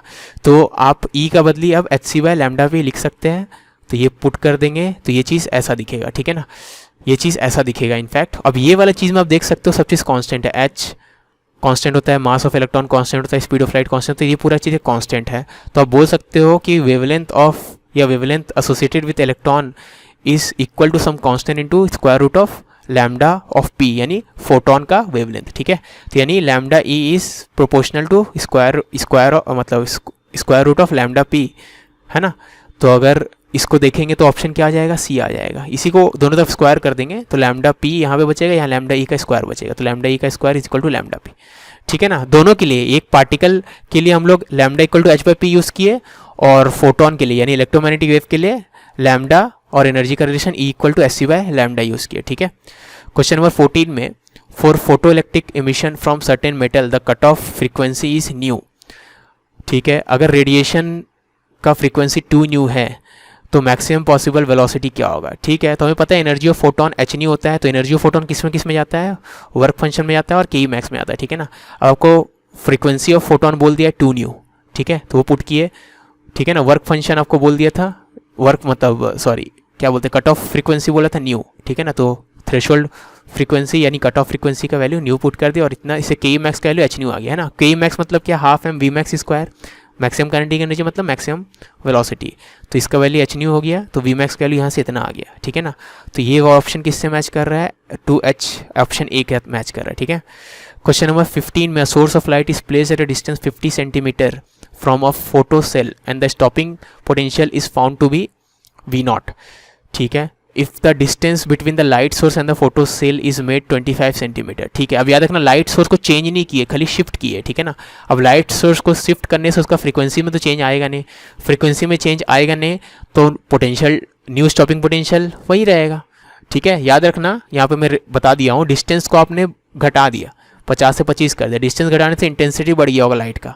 ठीक है, इंटेंसिटी बढ़ गया है लेकिन स्टॉपिंग पोटेंशियल इंटेंसिटी पे डिपेंड करता है नहीं, स्टॉपिंग पोटेंशियल सिर्फ फ्रीक्वेंसी पे लाइट पे डिपेंड करता है और फ्रीक्वेंसी ऑफ लाइट सोर्स पे डिपेंड करता है। सोर्स को शिफ्ट करने से सोर्स का फ्रीक्वेंसी चेंज नहीं होगा। जैसे कोई बल्ब है जिससे रेड लाइट निकल रहा है, उस बल्ब को पास रखो या दूर रखो, उससे रेड लाइट ही निकलेगा। ठीक है, तो रेड लाइट निकलना मतलब उसका फ्रीक्वेंसी सेम रह गया है ना, पहले भी रेड था बाद में भी रेड था। ठीक है, क्वेश्चन नंबर 16 में the de Broglie wavelength of neutrons in thermal equilibrium at temperature T is, तो lambda is equal to h by P होता है, p का value √2m times kinetic energy लिख देंगे। ठीक है ना, अब काइनेटिक एनर्जी क्या होता है, काइनेटिक एनर्जी 3/2 kT यूज़ करेंगे क्योंकि आपका टेम्परेचर T दे दिया है, और काइनेटिक एनर्जी 3/2 kT होता है न्यूट्रॉन्स के लिए या कोई भी मोनोटॉमिक टाइप की चीज़ें जिनमें रोटेशन पॉसिबल नहीं होता है। ठीक है, तो ये चीज़ आ जाएगा √3m kT, और यहाँ से हम लोग इसको सिंप्लीफाई करके ऐसे लिख सकते हैं, मतलब रीअरेंज करके ऐसे भी लिख सकते हैं। ठीक है ना, अब आप आंसर देखेंगे तो सब में square root of t bottom में था, इसलिए इस फॉर्म में अरेंज किया, यानी हम लोग को ऊपर वाला चीज़ निकालना है, ऊपर वाला टर्म निकालना है। तो ऊपर वाला टर्म को मैं यहाँ पे निकाला हूँ, सबका वैल्यू खाली पुट करना है SI यूनिट्स में। ठीक है, सबका वैल्यू SI यूनिट, के क्या तक ना बोल्ट्जमैन कांस्टेंट है और उसका SI यूनिट में वैल्यू होता है 1.38 × 10⁻23। बाकी मास of electron, sorry mass of क्या है ये, न्यूट्रॉन, मास ऑफ न्यूट्रॉन इतना होता है, 3 लिख दिया, h लिख दिया, सबका वैल्यू लिखे तो ये चीज़ आया 25.1 एंगस्ट्रॉम। ठीक है, तो फाइनली कितना है इस पूरी चीज़ का वैल्यू 25.1 एंगस्ट्रॉम, यानी आपका आंसर होना चाहिए final answer 25.1 angstrom divided by √T। ठीक है ना, अब 25.1 के नियरेस्ट आंसर D है तो हम लोग D लेंगे। ठीक है, वैसे ये लोग गलत चीज़ सोच के ऑप्शंस लिखे हैं या ये लोग सिर्फ ऑर्डर जानना चाहते होंगे, नहीं पता। अगर आप यहाँ पे 3 नहीं लोगे तब एग्जैक्टली D आ जाएगा। ठीक है, मतलब वो लोग 3 का फैक्टर लिया नहीं, ½ kT ले लिए उसका एनर्जी, जो कि गलत है, 3 kT होना, 3/2 kT होता है। ठीक है, तो अगर यहाँ पे 3 नहीं लेंगे यानी यहाँ पे 1/2 लेते तब आंसर एग्जैक्टली मैच होता, लेकिन वो गलत होगा। तो आपका आंसर, करेक्ट आंसर 25.1 आना चाहिए, तो नियरेस्ट आंसर यानी D है। ठीक है, क्वेश्चन नंबर 17 में 200 वाट का सोडियम लैंप लिए है जो कि येलो लाइट एमिट कर, इसका वेवलेंथ इतना है। ठीक है, तो पावर इतना है, वेवलेंथ इतना है, assuming it to be 25% efficient in converting electrical energy to light energy। ठीक है, तो इलेक्ट्रिकल एनर्जी को लाइट एनर्जी कन्वर्ट कर, आपको जो वाटेज दिया हुआ है इलेक्ट्रिकल एनर्जी दिया हुआ है। ठीक है ना, अब 200 वाट है मतलब 200 जूल पर सेकेंड, अब यानी 200 joule of electrical energy 1 second में प्रोड्यूस हो रहा है। ठीक है, अब 200 joule of electrical energy 1 second में प्रोड्यूस हो रहा है, लेकिन लाइट एनर्जी कितना प्रोड्यूस हो रहा है, सिर्फ 25%, तो इसका 25% ले लेंगे तो कितना आ जाएगा, 50 joule. 50 joule of light energy 1 second में प्रोड्यूस हो रहा है। ठीक है, अब 1 सेकंड में मान लो n नंबर ऑफ फोटॉन्स, जो लाइट होता है उसमें एनर्जी किस फॉर्म में होता है, फोटॉन्स के फॉर्म में होता है। तो मान लो 1 सेकंड में बल्ब से n फोटॉन्स निकल रहे, ठीक है ना, और एक फोटॉन का एनर्जी E1 है, तो अगर 1 सेकंड में बल्ब से 50 जूल ऑफ एनर्जी बाहर निकल रहा है तो that means 50 must be equal to number of photons जो 1 सेकंड में बाहर निकल रहे हैं इंटू एनर्जी ऑफ 1 फोटॉन। एक फोटॉन का एनर्जी इतना है और n फोटॉन्स निकल रहे हैं तो n इंटू इतना। ठीक है, तो यहाँ से n का वैल्यू हो जाएगा 50/E1। अब E1 का वैल्यू निकालते हैं, E1 क्या, energy of 1 photon, energy of 1 photon क्या हो जाएगा, वही SC/λ करके जो निकालते हैं, तो h का वैल्यू पुट कर दे, c का वैल्यू पुट कर दे, लैम्डा का वैल्यू पुट कर दिया। ध्यान देना लैम्डा माइक्रो में था तो उसको मीटर में कन्वर्ट कर लेंगे। ठीक है, तो इससे E1 का वैल्यू मिल जाएगा, E1 का वैल्यू यहाँ पुट कर देंगे इस फॉर्मूले में, तो आपको ये 1.5 × 10⁻20 मिल जाएगा, यानी ऑप्शन ए करेक्ट है। क्वेश्चन नंबर 18 में monochromatic radiation emitted when electron on hydrogen atom jumps from first excited state to ground state. ठीक है, ओके, तो हम लोग इलेक्ट्रॉन जो है फर्स्ट एक्साइटेड स्टेट से ग्राउंड स्टेट में जंप मार रहा है ना, और वो जो आपका हाइड्रोजन एटम का एनर्जी लोअर हो रहा है, इसके कारण वो एनर्जी फोटोन के फॉर्म में बाहर निकलेगा, जो आप एटम्स वाले चैप्टर में पढ़ते हो है ना, एटॉमिक स्ट्रक्चर वाले चैप्टर में पढ़ते हो। ठीक है ना, तो एनर्जी ऑफ फोटोन क्या हो जाएगा, energy of second state minus energy of first state. Energy of second state मतलब जिसको फर्स्ट एक्साइटेड स्टेट बोलते हैं, और एनर्जी ऑफ फर्स्ट स्टेट मतलब क्या, ग्राउंड स्टेट। ठीक है, तो E2 और E1 का डिफरेंस निकालना है। अब हमें energy of electron in nth orbit या nth state of hydrogen atom पता है, -13.6 डिवाइडेड बाय n का स्क्वायर होता है। ठीक है, तो सेकंड के लिए हो जाएगा -13.6 डिवाइड बाई इतना 2 का स्क्वायर, माइनस फर्स्ट के लिए हो जाएगा 13.6 डिवाइड बाई 1 का स्क्वायर। ठीक है, और ये एनर्जी जो होता है इलेक्ट्रॉन वोल्ट में होता है ना इस फॉर्मूले से, तो यहाँ से इसको कैलकुलेट करेंगे तो 10.2 इलेक्ट्रॉन वोल्ट आएगा, ठीक है।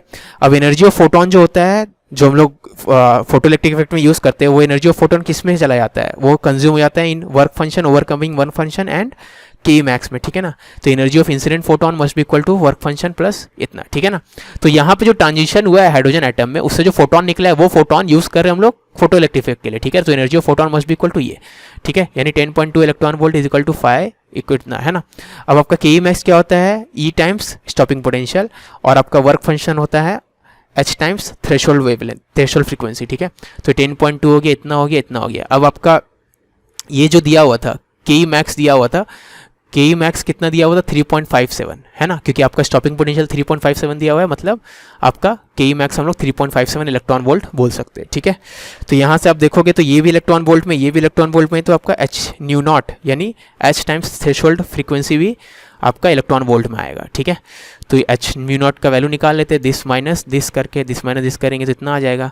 अब आंसर आप देखोगे तो हर्ट्स में, हर्ट्स ऐसा यूनिट होता है, तो इलेक्ट्रॉन वोल्ट को आपको वोल्ट में क्या बोलते हैं, ऐसा यूनिट में कन्वर्ट करना होगा। तो 1 इलेक्ट्रॉन वोल्ट में इतना जूल ऑफ एनर्जी होता है, ठीक है। तो अगर इसको यहाँ पे लिखे 6.63 में इसको मल्टीप्लाई करेंगे तो इतना आएगा। तो this thing is equal to this much, ठीक है, समझ में आया, यानी H nu naught is equal to ये, ठीक है। अतः एच का वैल्यू पुट कर दिए, न्यू नॉट का वैल्यू पुट कर दिए, और दिस और इलेक्ट्रॉन वोल्ट का वैल्यू तो पुट किए ही थे, मतलब यहाँ पे इसका वैल्यू इसके बराबर हो गया और इसका वैल्यू इसके बराबर हो गया। तो यहाँ से न्यू नॉट का वैल्यू इतना मिल जाएगा, ठीक है, यानी ऑप्शन सी। क्वेश्चन नंबर 19 में an alpha particle moves in a circular path of radius 0.83 centimeter in the presence of a magnetic field which is given, the de Broglie wavelength associate with, ठीक है। तो आपको रेडियस दे दिया है, magnetic field दे दिया है, तो रेडियस और मैग्नेटिक फील्ड का रिलेशन आपको पता है, ये आपका रेडियस और मैग्नेटिक फील्ड का रिलेशन होता है, ठीक है। R radius equal to M B by Q V, ठीक है। एम बी क्या होता है, मोमेंटम, और क्यू बी लिख दिए, और मोमेंटम यानी आ गया radius times charge into magnetic field, ठीक है। अब आपसे डी ब्रॉगली वेवलेंथ पूछा है, डी ब्रॉगली वेवलेंथ क्या हो जाएगा, लैम्डा बाई पी, है सॉरी, डी ब्रॉगली वेवलेंथ क्या हो जाएगा, एच बाई पी, और पी का वैल्यू हम लोग निकाल चुके हैं ना। आप खाली यहाँ पे डेटा का वैल्यूज पुट करो। ध्यान देना ये 0.83 सेंटीमीटर में था, तो इसको मीटर में कन्वर्ट कर लेंगे, 10⁻² से मल्टीप्लाई कर दे, बाकी सब चीज़ें भी ऐसा यूनिट में है, बाकी सब ऐसा यूनिट में, ठीक है ना। Okay, charge on the alpha particle क्या हो जाएगा, twice of charge on electron, 2 × 1.6 × 10⁻⁻⁹, ठीक है। उसका मैग्नीट्यूड ले लेंगे ऑफकोर्स, और बी का वैल्यू 0.25 है, ये ऐसा यूनिट ही होता है, इसी को टेस्ला बोलते हैं। तो ये सब वैल्यूज पुट करके कैलकुलेट करेंगे तो आपका आ जाएगा 0.01 एंगस्ट्रॉम, यानी ऑप्शन डी। क्वेश्चन नंबर 20 में if the momentum of electron is change by P, तो ये चेंज इन मोमेंटम आपको दे दिया है P, the de Broglie wavelength associated with it changes by this much, ठीक है। तो द इनिशियल मोमेंटम क्या होगा, ठीक है। अब लैम्डा होता है एच बाई पी, यानी हम लोग बोल सकते हैं lambda is proportional to P की पावर -1, क्योंकि एच तो कांस्टेंट होता है। तो यहाँ पे ये चीज़ के बदले ये लिख सकते हैं, एरर में हम लोग पढ़े हैं, है ना, change in lambda divided by original lambda is equal to change in P divided by original P, ठीक है। ये हम लोग एरर में पढ़े हैं ना, खाली मैग्नीट्यूड यहाँ पे लेना है, माइनस के कारण यहाँ एक माइनस साइन आ जाएगा, लेकिन खाली मैग्नीट्यूड लेंगे तो माइनस साइन को लिखाने में एरर में पढ़े हम लोग, ठीक है। और ये चीज़ वैलिड कब है, जब very small percentage changes are involve, है ना, यानी ये चीज़ बहुत छोटा होगा, ये चीज़ बहुत छोटा होगा, तब वैलिड है, ठीक है। परसेंटेज चेंज बहुत छोटा होगा, फ्रैक्शन बहुत छोटा आएगा, ठीक है। अब आपको बोल दिया गया है क्वेश्चन में कि चेंज इन वेवलेंथ कितने का है, 0.5% का है, ठीक है ना। तो change in wavelength is 0.5% of original wavelength, तो यानी 0.5% मतलब 0.5/100 ऑफ ओरिजिनल, यानी change in wavelength divided by original wavelength, या इनिशियल वेवलेंथ हो गया इतना, ठीक है। अब change in wavelength by original wavelength is equal to change in momentum by original momentum है, तो this should be equal to change in momentum by original momentum, है ना। तो अब चेंज इन मोमेंटम क्वेश्चन में दिया हुआ था पी, तो चेंज इन मोमेंटम का वैल्यू ही क्वेश्चन में पी दिया हुआ है, डिवाइडेड बाय ओरिजिनल या इनिशियल मोमेंटम। तो यहाँ से इनिशियल मोमेंटम कितना आ जाएगा, कैलकुलेट करेंगे तो दिस इक्वल टू दिस से कैलकुलेट करेंगे तो इनिशियल मोमेंटम आ जाएगा 200 पी, यानी ऑप्शन ए, ठीक है। Question number 21, two radiations of photons जिसका एनर्जी दिया हुआ है 1 electron volt and 2.5 electron volt successively illuminate a photo sensitive metallic surface. तो दो अलग अलग एनर्जी के फोटॉन्स स्ट्राइक कर रहे हैं एक ऐसे सरफेस पे जिसका वर्क फंक्शन आपको दे दिया है 0.5 electron volt. The ratio of maximum speed of the emitted electrons are, ठीक है। अब काइनेटिक एनर्जी का मैक्सिमम वैल्यू क्या होता है, energy of photon minus work function. तो काइनेटिक एनर्जी मतलब half mv², energy of photon को ऐसे ही रहने दे, वर्क फंक्शन को ऐसे ही रहने दे, ठीक है। अब दो अलग अलग केस है तो ये फॉर्मूला को दो बार लगाना है। फर्स्ट केस में हाफ mv1², सेकेंड केस में हाफ mv2²। और फर्स्ट केस में एनर्जी ऑफ फोटॉन दिया हुआ है 1 यूज़ कर दिया, सेकेंड केस में दिया हुआ है 2.5 और फर्स्ट केस में 5 दिया हुआ है 0.5, सेकंड केस में 5 दिया हुआ है 0.5, क्योंकि दोनों केस में सेम मेटल यूज़ हो रहा है, ठीक है ना, मेटल सेम है, एनर्जी ऑफ फोटोन अलग अलग है, ठीक है। तो इसको अगर सिंप्लीफाई करें तो ये चीज़ आपका 1/4 के बराबर जाएगा, हाफ एम तो कैंसिल हो जाएगा, मतलब V1/V2 का स्क्वायर इज इक्वल टू 1/4, तो 1/4 का स्क्वायर रूट लेंगे तो V1/V2 का रेशियो आ जाए, V1/V2 आ जाएगा 1/2, यानी ऑप्शन बी करेक्ट है, ठीक है। क्वेश्चन नंबर 22 में photoelectric emission occurs only when the incident light has more than a certain minimum. तो हमें पता है कि फोटोइलेक्ट्रिक इफेक्ट तभी होता है जब इंसिडेंट लाइट का frequency is greater then threshold frequency, या इसी को इनडायरेक्टली हम लोग बोल सकते हैं क्योंकि लैम्डा और फ्रीक्वेंसी का इन्वर्स रिलेशन होता है, तो अगर फ्रीक्वेंसी ग्रेटर देन समथिंग चाहिए तो लैम्डा लेस देन समथिंग चाहिए, ठीक है ना। तो उस वेवलेंथ को हम लोग थ्रेशोल्ड वेवलेंथ बोलते हैं ना। तो ग्रेटर देन आपसे पूछा है, मोर देन, तो मोर देन में क्या आएगा, मोर देन में ये रिलेशन आएगा, है ना, फ्रीक्वेंसी, ठीक है, जिसको थ्रेशोल्ड फ्रीक्वेंसी बोलते हैं ना। क्वेश्चन नंबर 23, याद रखना एग्जाम में सिर्फ ये आपको दिया हुआ था, ये तो मैं आपको डाला हूँ सोल्यूशन समझाने के लिए। In Davisson Germer experiment the velocity of electron emitted from the electron gun can be increased. तो इलेक्ट्रॉन गन से जो वेलोसिटी निकल रहा है वो यहाँ पे जो इलेक्ट्रॉन है उनका स्पीड है, ठीक है ना। अब इस पूरे चीज़ को इलेक्ट्रॉन गन बोलते हैं, फिलामेंट से इलेक्ट्रॉन बाहर निकला और फिर वो पोटेंशियल डिफरेंस के कारण एक्सलेट हुआ, ठीक है ना। अब वो जो पोटेंशियल डिफरेंस है, पोटेंशियल डिफरेंस मतलब वही आपका इलेक्ट्रिक फील्ड एग्जिस्ट करता होगा जो इलेक्ट्रॉन का स्पीड को बढ़ा रहा, मान लो वैसा, ठीक है ना। वो जो पोटेंशियल डिफरेंस है वो है इसके और इसके बीच का, जैसे फिलामेंट को कनेक्ट किया गया हो किसी चीज़ से, हाँ ठीक है ना, और ये चीज़ को कनेक्ट किया गया किसी हाई वोल्टेज से, है ना। तो यहाँ से यहाँ के बीच में पोटेंशियल डिफरेंस जो है, जो फिलामेंट और एनोड के बीच का जो पोटेंशियल डिफरेंस है उसके कारण इलेक्ट्रॉन आपका एक्सेलेरेट कर रहा है, ठीक है। तो उतना जानने की जरूरत नहीं है, याद रखना यहाँ से फिलामेंट से इलेक्ट्रॉन जो निकला है उसका स्पीड ऑलमोस्ट 0 है ना, लेकिन वो बहुत ज़्यादा स्पीड पहुँच जाता है यहाँ से निकलते निकलते, ठीक है, क्योंकि यहाँ से यहाँ के बीच में बहुत ज़्यादा इलेक्ट्रिक फील्ड वर्क कर लेता है आपका इलेक्ट्रॉन पे, पॉजिटिव वर्क, जिसके कारण उसका स्पीड बढ़ जाता है, ठीक है। तो इससे आपका आंसर क्या आ जाएगा, ए आ जाएगा, increasing the potential difference between anode and filament. ये एनोड हो गया ए और ये फिलामेंट हो गया, ठीक है ना। एनोड मतलब जो इलेक्ट्रॉन रिसीव कर रहा है, फिलामेंट से इलेक्ट्रॉन बाहर निकलता है, एनोड इलेक्ट्रॉन रिसीव कर रहा है, ठीक है। Question number 24 is exactly same as question number 21, तो उसको देख लेना। Question number 25, electrons used in electron microscope are accelerated by this much voltage, ठीक है। तो अगर इतने वोल्टेज से एक्सेलेट किए तो काइनेटिक एनर्जी निकाल लेते। काइनेटिक एनर्जी क्या होता है, इलेक्ट्रॉन का चार्ज इनटू एक्सेलेटिंग पोटेंशियल या एक्सेलेटिंग वोल्टेज, ठीक है। अब if the voltage is increase to 100 kilo volt, तो पहले एक केस में इतना वोल्टेज से एक्सेलेट किए और सेकंड केस में इतने से एक्सेलेट किए, तो दोनों केस का डी ब्रॉगली वेवलेंथ पूछा है, ठीक है ना। तो काइनेटिक एनर्जी हम लोग देख लिए ई टाइम्स आपका एक्सेलेटिंग पोटेंशियल होता है, तो दो केस का काइनेटिक एनर्जी को रेशियो लेंगे तो दोनों केस का ई इंटू वी का रेशियो लेना पड़ेगा, ठीक है। इसी की क्वेश्चन को दो बार लिख दिए, दो अलग अलग केस के लिए, तो K1/K2 ई, तो इलेक्ट्रॉन का चार्ज तो दोनों केस में सेम ही रहेगा, हर जगह इलेक्ट्रॉन सेम ही होता है, डिवाइड हुआ है। फर्स्ट केस का आपका एक्सेलेटिंग पोटेंशियल 25 था, सेकंड केस का 100 था, ठीक है। तो सबको लिखे तो ये 1/4 हो जाएगा, ठीक है, यानी K1/K2 1/4 है ना। ओके, अब हमें पता है कि लैम्डा क्या होता है, h/p होता है, और p का बदली √2m k लिखते हैं, ठीक है। तो h/2m तो कांस्टेंट रहेगा, दोनों केस में सेम ही रहेगा, है ना। तो खाली काइनेटिक एनर्जी का फर्क है दो केसेस में, ठीक है। तो यानी lambda is inversely proportional to 1/√k, ठीक है, यानी kinetic energy is proportional to 1/λ²। इसी से दोनों तरफ स्क्वायर करेंगे तो इतना आ जाएगा, ठीक है।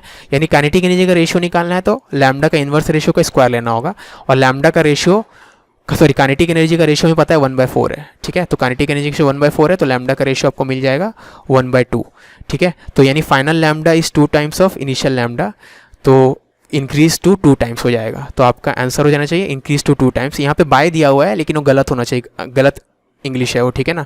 इंक्रीज बाय 2 टाइम्स नहीं होना चाहिए, इंक्रीज टू 2 टाइम्स होना चाहिए, ठीक है। तो increase to 2 times not by होना चाहिए, लेकिन सबसे नियरेस्ट ऑप्शन इसके यही है, तो इसलिए इसको सेलेक्ट किए। Okay, moving on, question number 26 में in photoelectric emission process from a metal of work function 1.5 electron volt, the kinetic energy of most energetic electrons is 0.5 electron volt, the corresponding stopping potential is. तो photoelectric emission में work function बोल दिया आपको 1.8 है और maximum kinetic energy 0.5 है, तो इस इक्वेशन में पुट कर सकते हैं आइंस्टीन रिलेशन में, ठीक है, सॉरी आइंस्टीन रिलेशन में पुट कर दें यहाँ पे। तो करस्पॉन्डिंग स्टॉपिंग पोटेंशियल पूछा आपसे, ठीक है। तो ये इसका ये लिखा नहीं हुआ है क्या यहाँ पे, फोटोइलेक्ट्रिक एमिशन वर्क फंक्शन 0.8 है, kinetic energy of most energy, तो करस्पॉन्डिंग स्टॉपिंग पोटेंशियल होना चाहिए, ठीक है। तो सॉरी इसका तो मैं यहीं पे लिखा हूँ। तो आपको पता है काइनेटिक एनर्जी का मैक्सिमम वैल्यू क्या होता है, ई टाइम्स स्टॉपिंग पोटेंशियल, ठीक है ना। तो हम लोग को इसका मतलब वर्क फंक्शन का काम ही नहीं था यहाँ पे, सीधा इसको यूज़ करना है बस, क्योंकि आपसे स्टॉपिंग पोटेंशियल पूछा है, स्टॉपिंग पोटेंशियल सिर्फ के ई मैक्स पे डिपेंड करता है, ठीक है। तो के ई मैक्स के लिए तो क्वेश्चन में दे दिया 0.5 इलेक्ट्रॉन वोल्ट, तो आपका stopping potential E times stopping potential is equal to K E max, जो कि इतना है, तो ई और ई कैंसिल हो जाएगा, तो स्टॉपिंग पोटेंशियल इज 0.5 वोल्ट, तो डायरेक्टली आपका आंसर जाएगा 0.5 वोल्ट, ठीक है। मुझे लगा मैं यहाँ पे लिखा हूँ सोल्यूशन। क्वेश्चन नंबर 27 में the threshold frequency for a photosensitive metal is this much, तो आपको थ्रेशोल्ड दे दिया है, म्यू नॉट दे दिया, ठीक है, ये वाला वैल्यू दे दिया है। इफ़ लाइट ऑफ फ्रीक्वेंसी इतना, और कितना फ्रीक्वेंसी एक्चुअली में क्या बोलते हैं शाइन किया जा रहा है वो बता दिया गया है। The cut of voltage for the photo electric, यानी आपसे कट ऑफ वोल्टेज मतलब क्या, कट ऑफ वोल्टेज मतलब स्टॉपिंग पोटेंशियल पूछा है, ठीक है ना। तो वही ओल्ड फेमस आपका यही आपका इक्वेशन यूज़ करो, आइंस्टीन रिलेशन, तो एनर्जी ऑफ फोटोन हो जाएगा एच न्यू, काइनेटिक एनर्जी का मैक्सिमम वैल्यू हो जाएगा आपका ई टाइम्स स्टॉपिंग पोटेंशियल, और आपका वर्क फंक्शन हो जाएगा एच टाइम्स थ्रेशोल्ड फ्रीक्वेंसी। तो इस रिलेशन से आपको स्टॉपिंग पोटेंशियल निकालना है, तो स्टॉपिंग पोटेंशियल का एक्सप्रेशन इतना आ जाएगा, आप खाली वैल्यूज पुट करना है सबका, ठीक है। तो फाइनल रिजल्ट आपका आ जाएगा 2.02 वोल्ट, यानी 2 वोल्ट, ठीक है। क्वेश्चन नंबर 28 में a beam of cathode rays is subjected to crossed electric and magnetic field, ठीक है। Crossed electric and magnetic field मतलब इलेक्ट्रिक फील्ड और मैग्नेटिक फील्ड परपेंडिकुलर होगा, ठीक है। The fields are adjusted such that the beam is not deflected, not deflected मतलब उसमें net force 0 लगेगा, तो specific charge of the cathode rays is given by, ठीक है। अब याद रखना इलेक्ट्रिक फील्ड और मैग्नेटिक फील्ड दोनों एक्ट कर रहा है कैथोड रे, कैथोड रे मतलब इलेक्ट्रॉन का बीम है, तो दोनों के एक्ट करने के बावजूद आपका ये चार्ज का नेट डिफ्लेक्ट नहीं हो रहा है ना, यानी नेट फोर्स 0 हो गया, यानी इलेक्ट्रिक फील्ड का मैग्नीट्यूड ऑफ फोर्स और मैग्नेटिक फील्ड का magnetic force equal and opposite होना चाहिए, ठीक है ना, यानी मैग्नीट्यूड में दोनों फोर्स इक्वल होना चाहिए। अब इलेक्ट्रिक फील्ड का फोर्स होता है Q इंटू ई, मैग्नेटिक फील्ड का फोर्स होता है Q V B साइन 90, यहाँ पे साइन 90 डिग्री आता है, ठीक है। तो यहाँ से रिलेशन हो जाएगा Q कट जाएगा, तो E इक्वल टू वी आया, यानी स्पीड का value electric field divide by magnetic field आएगा, ठीक है ना।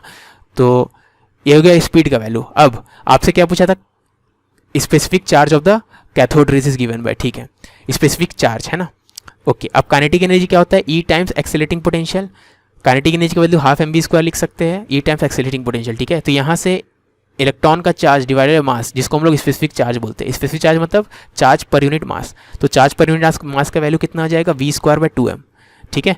तो अब v² 2 स्टॉपिंग पोटेंशियल है ना, ठीक है। और v का वैल्यू हम लोग निकाल चुके हैं E/b, तो v का वैल्यू E/b यहाँ पे पुट कर देंगे, तो ये चीज़ हो जाएगा इतना, ठीक है। तो आपका आंसर किससे मैच कर रहा है, डी के साथ, है ना। तो पहले हम लोग क्योंकि रेज डिफ्लेक्ट नहीं हो रही थी, मतलब नेट फोर्स 0 है इलेक्ट्रॉन पे, तो इलेक्ट्रिक फील्ड और मैग्नेटिक फील्ड के कारण जो फोर्सेज आएंगे दोनों को इक्वेट कर देंगे, मैग्नीट्यूड में इक्वेट कर देंगे, डायरेक्शन में अपोजिट होंगे, दो ही फोर्स लग रहा है तो अपोजिट होंगे, तभी नेट फोर्स 0 होगा। तो इससे हम लोग को v का रिलेशन, v का वैल्यू मिल गया, ठीक है। और उसके बाद हम लोग पता कि चार्ज बाय मास का रेशियो पूछा है, तो चार्ज बाय मास का एक्सप्रेशन निकाले इन टर्म्स ऑफ v, और v का वैल्यू जो मिला था उसको पुट कर दिया यहाँ पे, ठीक है। तो ऑप्शन डी आ गया। क्वेश्चन नंबर 29 में source S1 is producing 10⁻15 photons per second of wavelength this much, another source is producing इतना photons per second of wavelength this much, तो power of 1 divided by power of 2, 2/1 पूछा है, ठीक है। तो 1/2 निकालेंगे तो power of 1 हो जाएगा number of photons per second into energy of 1 photon। power मतलब क्या होता है, एनर्जी पर सेकंड, तो पर सेकंड नंबर ऑफ फोटॉन्स अगर पता है और एनर्जी ऑफ 1 फोटोन पता है, उनको मल्टीप्लाई करेंगे तो टोटल एनर्जी पर सेकंड जो एमिट हो रहा होगा, जिसको पावर ही बोलते हैं, वो मिल जाएगा, ठीक है। तो N1 E1/N2 E2, तो यहाँ से N1/N2, और अब एनर्जी क्या होता है, एनर्जी ऑफ फोटोन है 80/λ, ठीक है। तो बाय लैम्डा हो रहा है, तो E1 के बदले 1/λ1 लिख देंगे, E2 के बदले 1/λ2, क्योंकि 80 कैंसिल हो जाएगा, तो इतना आ गया, ठीक है ना। अब N1/N2 का वैल्यू दिया हुआ था, फर्स्ट केस का N कितना था, फर्स्ट केस का N दिया हुआ है आपको 10⁻15, और सेकंड केस का N दिया हुआ इतना, तो फर्स्ट बाय सेकंड केस लिखेंगे 10⁻15 कैंसिल हो जाएगा, 1/1.02, ठीक है। वही सेकंड केस का लैम्डा दिया हुआ है 1500, फर्स्ट केस का लैम्डा दिया हुआ 5000, 1500/5000, तो इससे कितना आ जाएगा, 1 आ जाएगा, ठीक है, यानी 1 आ जाएगा, मतलब ऑप्शन ए करेक्ट है ना। एन है number of photons emitted per second, यहाँ पे ध्यान देना, ठीक है। The potential difference that must be applied to stop the fastest photo electron emitted by nickel surface, ठीक है, यानी आपको स्टॉपिंग पोटेंशियल पूछा है, हैविंग वर्क फंक्शन 5.01 इतना, ठीक है। वर्क फंक्शन दे दिया है, स्टॉपिंग पोटेंशियल पूछा है, और वेवलेंथ ऑफ लाइट दे दिया, ठीक है। अब ये जो वेवलेंथ ऑफ लाइट दिया हुआ है, इससे आप डायरेक्टली एनर्जी ऑफ फोटॉन निकाल सकते हो जब आप ये वाला फॉर्मूला यूज़ करोगे, 1240 डिवाइडेड बाय लैम्डा, ठीक है। तो अगर लैम्डा जो कि अगर नैनोमीटर में लैम्डा दिया हुआ है तो ये फॉर्मूला यूज़ कर सकते हैं 1240 डिवाइडेड बाय लैम्डा, ठीक है। लेकिन ये ध्यान देना है कि ये चीज़ इलेक्ट्रॉन वोल्ट में होनी चाहिए, ठीक है। तो 1240 डिवाइडेड बाय लैम्डा, लैम्डा कितना दिया है नैनोमीटर में 200, तो इससे क्या आएगा 6.2। याद रखना ये फॉर्मूला यूज़ करेंगे तब जब लैम्डा आपका नैनोमीटर में हो, ठीक है। तो 6.2 आ गया एनर्जी ऑफ फोटॉन, यानी अब एनर्जी ऑफ फोटोन क्या होता है, work function plus K E max. के ई मैक्स क्या होता है, यानी इस रिलेशन से energy of photon minus work function. Energy of photon आपका दिया हुआ है या कैलकुलेट किया हम लोग 6.2, वर्क फंक्शन का वैल्यू दिया हुआ था 5.01, उसको पुट किए। के ई मैक्स क्या हो जाएगा, charge on the electron into stopping potential, ठीक है ना। तो यानी charge on the electron into stopping potential 1.2 EV है। अब E से E कट गया तो यानी स्टॉपिंग पोटेंशियल 1.2 वोल्ट है। तो आपका आंसर क्या हो जाएगा, 1.2 वोल्ट, यानी ऑप्शन डी, ठीक है। ओके, पोटेंशियल डिफरेंस अप्लाइड हो जाएगा -1.2, है ना। ध्यान देना ऑप्शन बी आएगा। मैं स्टॉपिंग पोटेंशियल निकाला था लेकिन स्टॉपिंग पोटेंशियल नहीं निकालना, आपसे क्या पूछा था, potential difference that must be applied to stop, ठीक है। अब potential difference that must be applied to stop हो जाएगा, वो केस सिमिलर रहेगा स्टॉपिंग पोटेंशियल वाले केस से, लेकिन दैट मस्ट बी अप्लाइड मतलब क्या, जब भी बोला जाए potential difference that must be applied, तब आप कर देना potential difference applied potential difference equal है नेगेटिव ऑफ स्टॉपिंग पोटेंशियल, ठीक है। कारण ये है कि आपका जो स्टॉपिंग पोटेंशियल नापा जाता है, ठीक है, या पोटेंशियल डिफरेंस अप्लाई किया जाता है वो होता है potential of anode minus potential of cathode, ये होता है जब पोटेंशियल डिफरेंस अप्लाइड का बात होता है, ठीक है। लेकिन जब स्टॉपिंग पोटेंशियल केस होता है तो एनोड का पोटेंशियल कम हो जाता है, कैथोड का ज़्यादा हो जाता है, इसलिए ओवरऑल आंसर आपका नेगेटिव आएगा। समझ में आई बात, ठीक है। आपको उतना नहीं सोचना है, स्टॉपिंग पोटेंशियल मिल गया है, potential difference applied will be negative of stopping potential, ठीक है।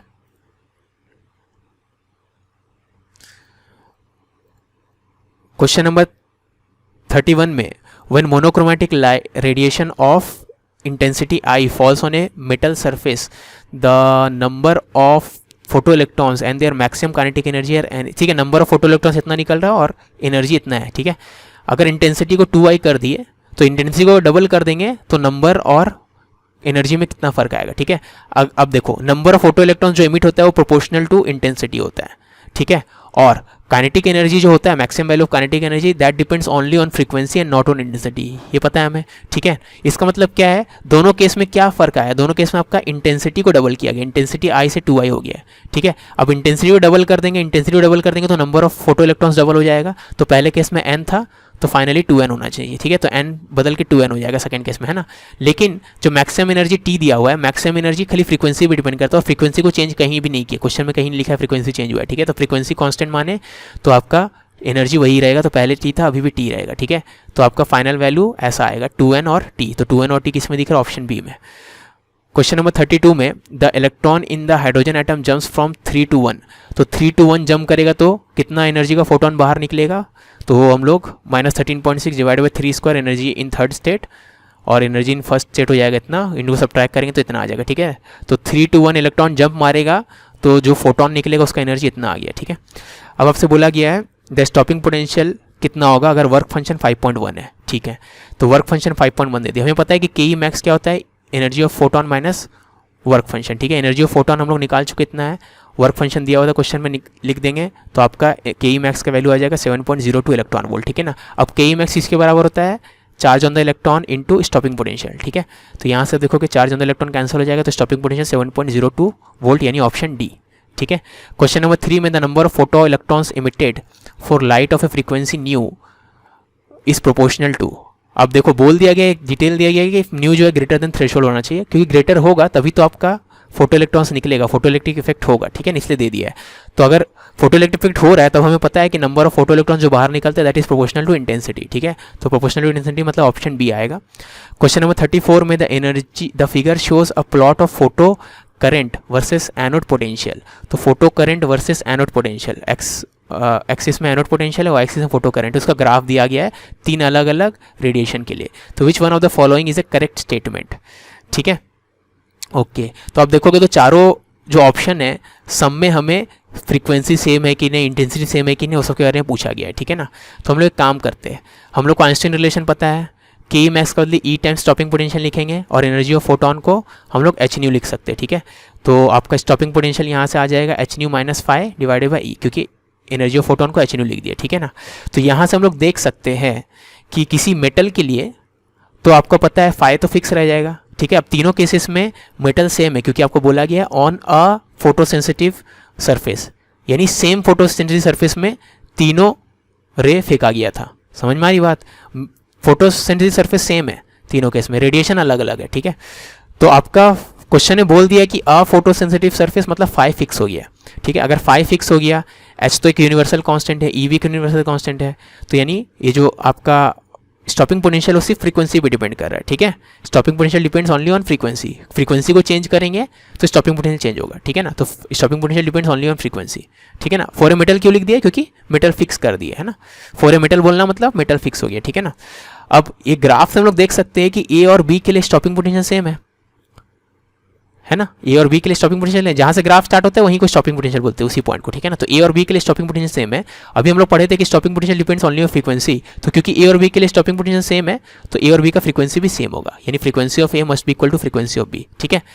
दूसरी बात हम लोग ये भी देख सकते हैं ए और बी का सैचुरेशन करंट डिफरेंट है, ए का सैचुरेशन करंट कम है, बी का ज़्यादा है, ठीक है ना। यानी intensity in case of B will be more than intensity in case of A. जो ये वाला बी वाला लाइट का इंटेंसिटी ज़्यादा होगा तभी तो सैचुरेशन करंट ज़्यादा है, और ए वाला लाइट का इंटेंसिटी कम होगा तभी उसका सैचुरेशन करंट कम है, ठीक है। तो intensity of B must be greater than intensity of A, क्योंकि सैचुरेशन करंट बी का ज़्यादा है, ठीक है ना। वैसे अगर बी और सी को देखें तो बी और सी का सैचुरेशन करंट यानी final value of current same है, ठीक है।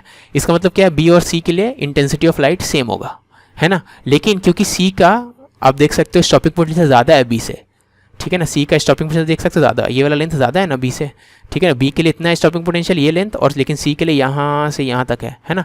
तो सी का आपका फ्रीक्वेंसी ज़्यादा होगा बी से, क्योंकि जितना ज़्यादा फ्रीक्वेंसी होगा, देख सकते हो जितना ज़्यादा फ्रीक्वेंसी होगा उतना ज़्यादा स्टॉपिंग पोटेंशियल होगा, है ना। फ्रीक्वेंसी बढ़ाएंगे तो स्टॉपिंग पोटेंशियल बढ़ेगा, बाकी सब तो कांस्टेंट है, ठीक है ना। तो हम लोग यहाँ से ये बोल सकते हैं stopping potential of C is greater than stopping potential of B. Graph से तो हम लोग बोलेंगे frequency of C is greater than frequency of B, ठीक है ना। और क्योंकि सैचुरेशन करंट दोनों का सेम था तो intensity of B is equal to intensity of C, ठीक है ना। तो इन सब के बाद आपका करेक्ट ऑप्शन आपको मिल जाएगा, ठीक है। क्वेश्चन नंबर 35 है monochromatic light of wavelength 667 nanometre is produced by helium neon, ठीक है। नाम से मतलब नहीं है, वेवलेंथ ऑफ लाइट यूज इतना है, पावर इमिटेड इतना है, तो number of photons per second कितना होगा। तो हमें पता है पावर होता है number of photons per second into energy of one photon, ठीक है। पावर क्योंकि एनर्जी पर यूनिट टाइम होता है, तो यानी एक सेकंड में कितना एनर्जी एमिट हो रहा है उसी को पावर बोलते हैं। तो एक सेकंड में इतना फोटॉन्स एमिट हो रहा होगा into energy of one photon, आपको पावर के बराबर होगा। तो नंबर ऑफ फोटॉन्स हो जाएगा पी बाय ई, ठीक है। अब पी का वैल्यू दिया हुआ आपको 9 मिली वाट, वाट तो ऐसा यूनिट है लेकिन मिली को कन्वर्ट कर देंगे। और एनर्जी होता है आपका एनर्जी ऑफ क्या बोला गया है, हाँ ठीक है, E1 क्या होगा, energy of photon. Energy of photon कैसे निकालेंगे, S C by lambda use करके। तो एच का वैल्यू पुट किया ऐसा यूनिट में, सी का वैल्यू पुट किया, लैम्डा का वैल्यू ऐसा यूनिट पुट किया, लैम्डा था नैनोमीटर में तो 10 के पावर -9 यूज़ किया, तो आपका E1 का वैल्यू मिल गया, ठीक है ना। समझ में आया। तो E1 का वैल्यू यहाँ पुट कर देंगे इस फॉर्मूले में, तो आपका फाइनल रिजल्ट आ जाएगा एन का वैल्यू इतना 3 × 10 की power 16, option A. Question number 36 में the work function of a surface of a photo sensitive material 6.2 electron volt. Work function दे दिया 6.2 यानी फाई का value 6.2। The wavelength of incident radiation for which stopping potential is 5 volt, ठीक है। तो stopping potential का value दे दिया है, तो वेवलेंथ क्या होगा, मतलब लैम्डा पूछा, ठीक है। ठीक है, आपको वर्क फंक्शन दे दिया है 6.2 और आपको स्टॉपिंग पोटेंशियल दे दिया है 5, है ना। अब स्टॉपिंग पोटेंशियल 5 है, इसका मतलब के मैक्स 5 इलेक्ट्रॉन वोल्ट है, क्योंकि के मैक्स होता है E times V naught, E times stopping potential, ठीक है ना। तो ई को ई रहने दो, स्टॉपिंग पोटेंशियल 5 है यानी 5 ई, तो एनर्जी 5 ई है मतलब 5 इलेक्ट्रॉन वोल्ट, है ना। तो आपका स्टॉपिंग पोटेंशियल का वैल्यू कितना है 5 इलेक्ट्रॉन वोल्ट। तो ये भी इलेक्ट्रॉन वोल्ट में, ये भी इलेक्ट्रॉन वोल्ट में, दोनों का वैल्यू लिख के ऐड किया तो इतना आया, ठीक है ना। तो एनर्जी ऑफ फोटोन इतना हो गया, इलेक्ट्रॉन वोल्ट में एनर्जी ऑफ फोटोन, ठीक है ना।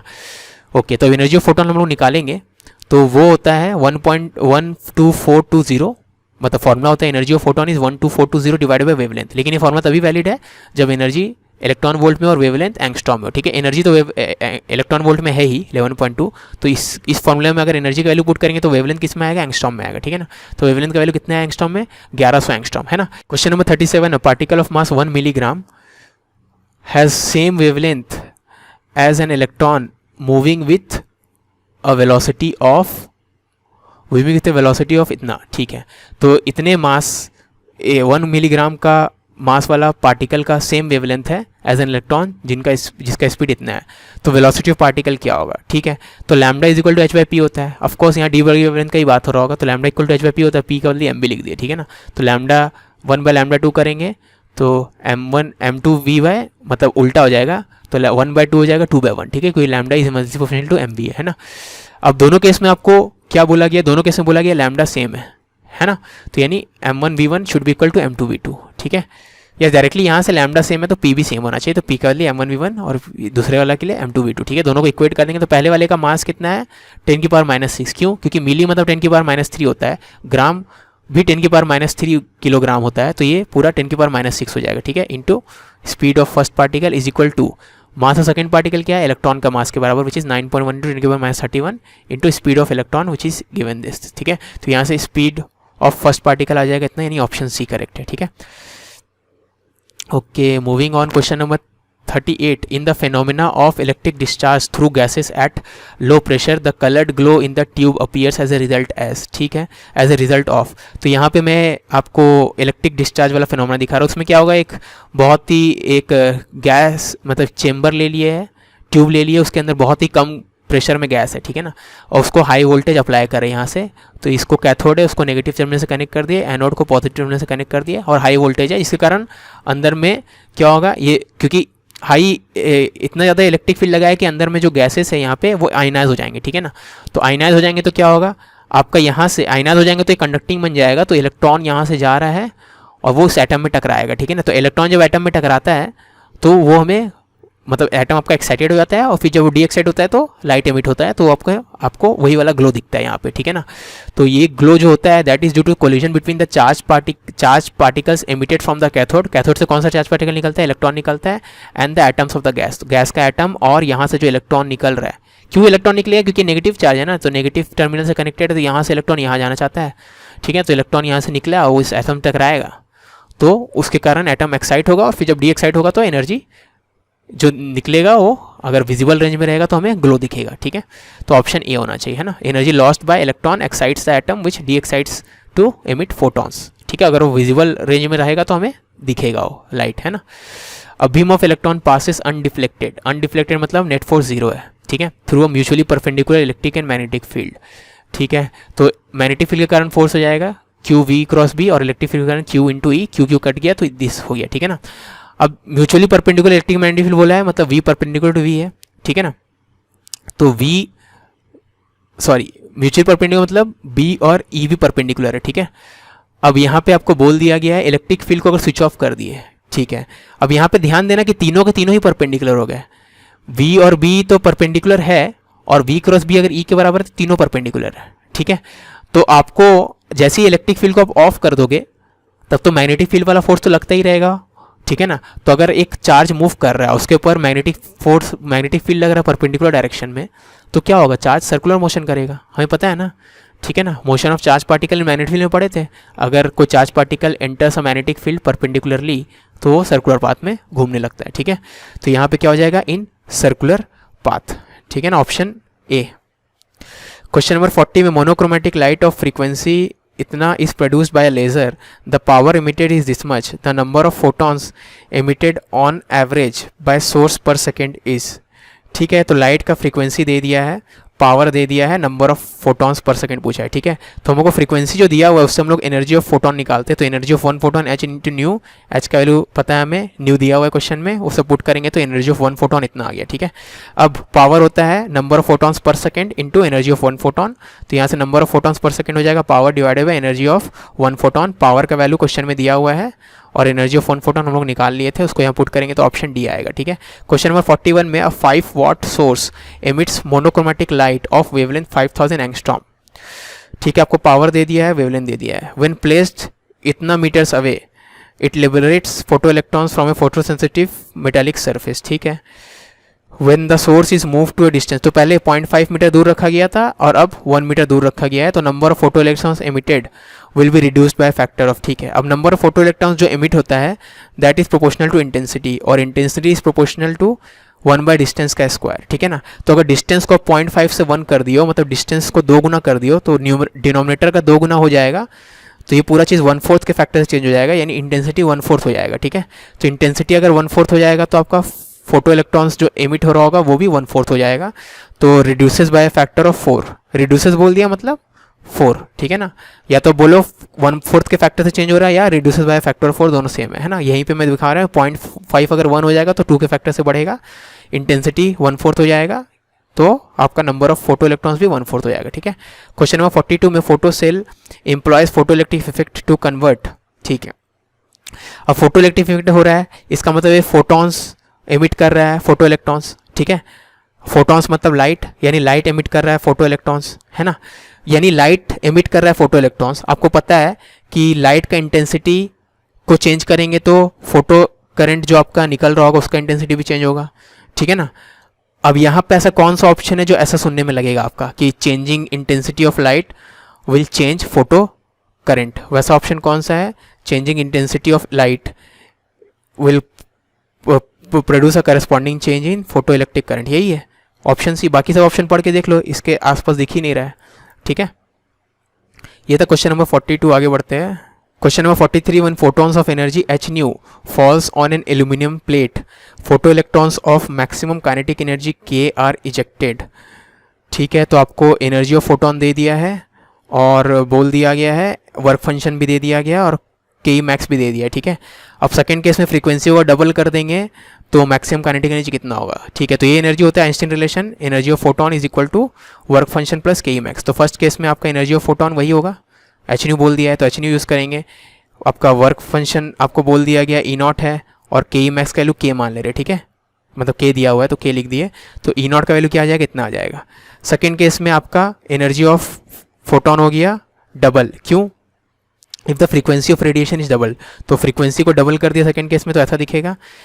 वर्क फंक्शन तो वही रहेगा क्योंकि मेटल सेम है तो वर्क फंक्शन में चेंज नहीं आएगा, तो सेम यूज़ करेंगे जो यहाँ था वही यहाँ पे। नया काइनेटिक एनर्जी, ये सेकंड केस का काइनेटिक एनर्जी के डैश है मान लो, तो यहाँ पे हम लोग ई नॉट का वैल्यू तो फर्स्ट इक्वेशन से फर्स्ट इंसिडेंट से पता है हमें, एच न्यू माइनस के है, तो ई नॉट का वैल्यू एच न्यू माइनस के पुट कर दिए, के डैश को एज इट इज लिख दिया, तो इसका बदले इतना लिख दिए, तो ये इक्वेशन ऐसा दिखेगा फिर। तो यहाँ से के डैश का वैल्यू आ गया इतना, ठीक है, विच इज़ ऑप्शन ए, है ना।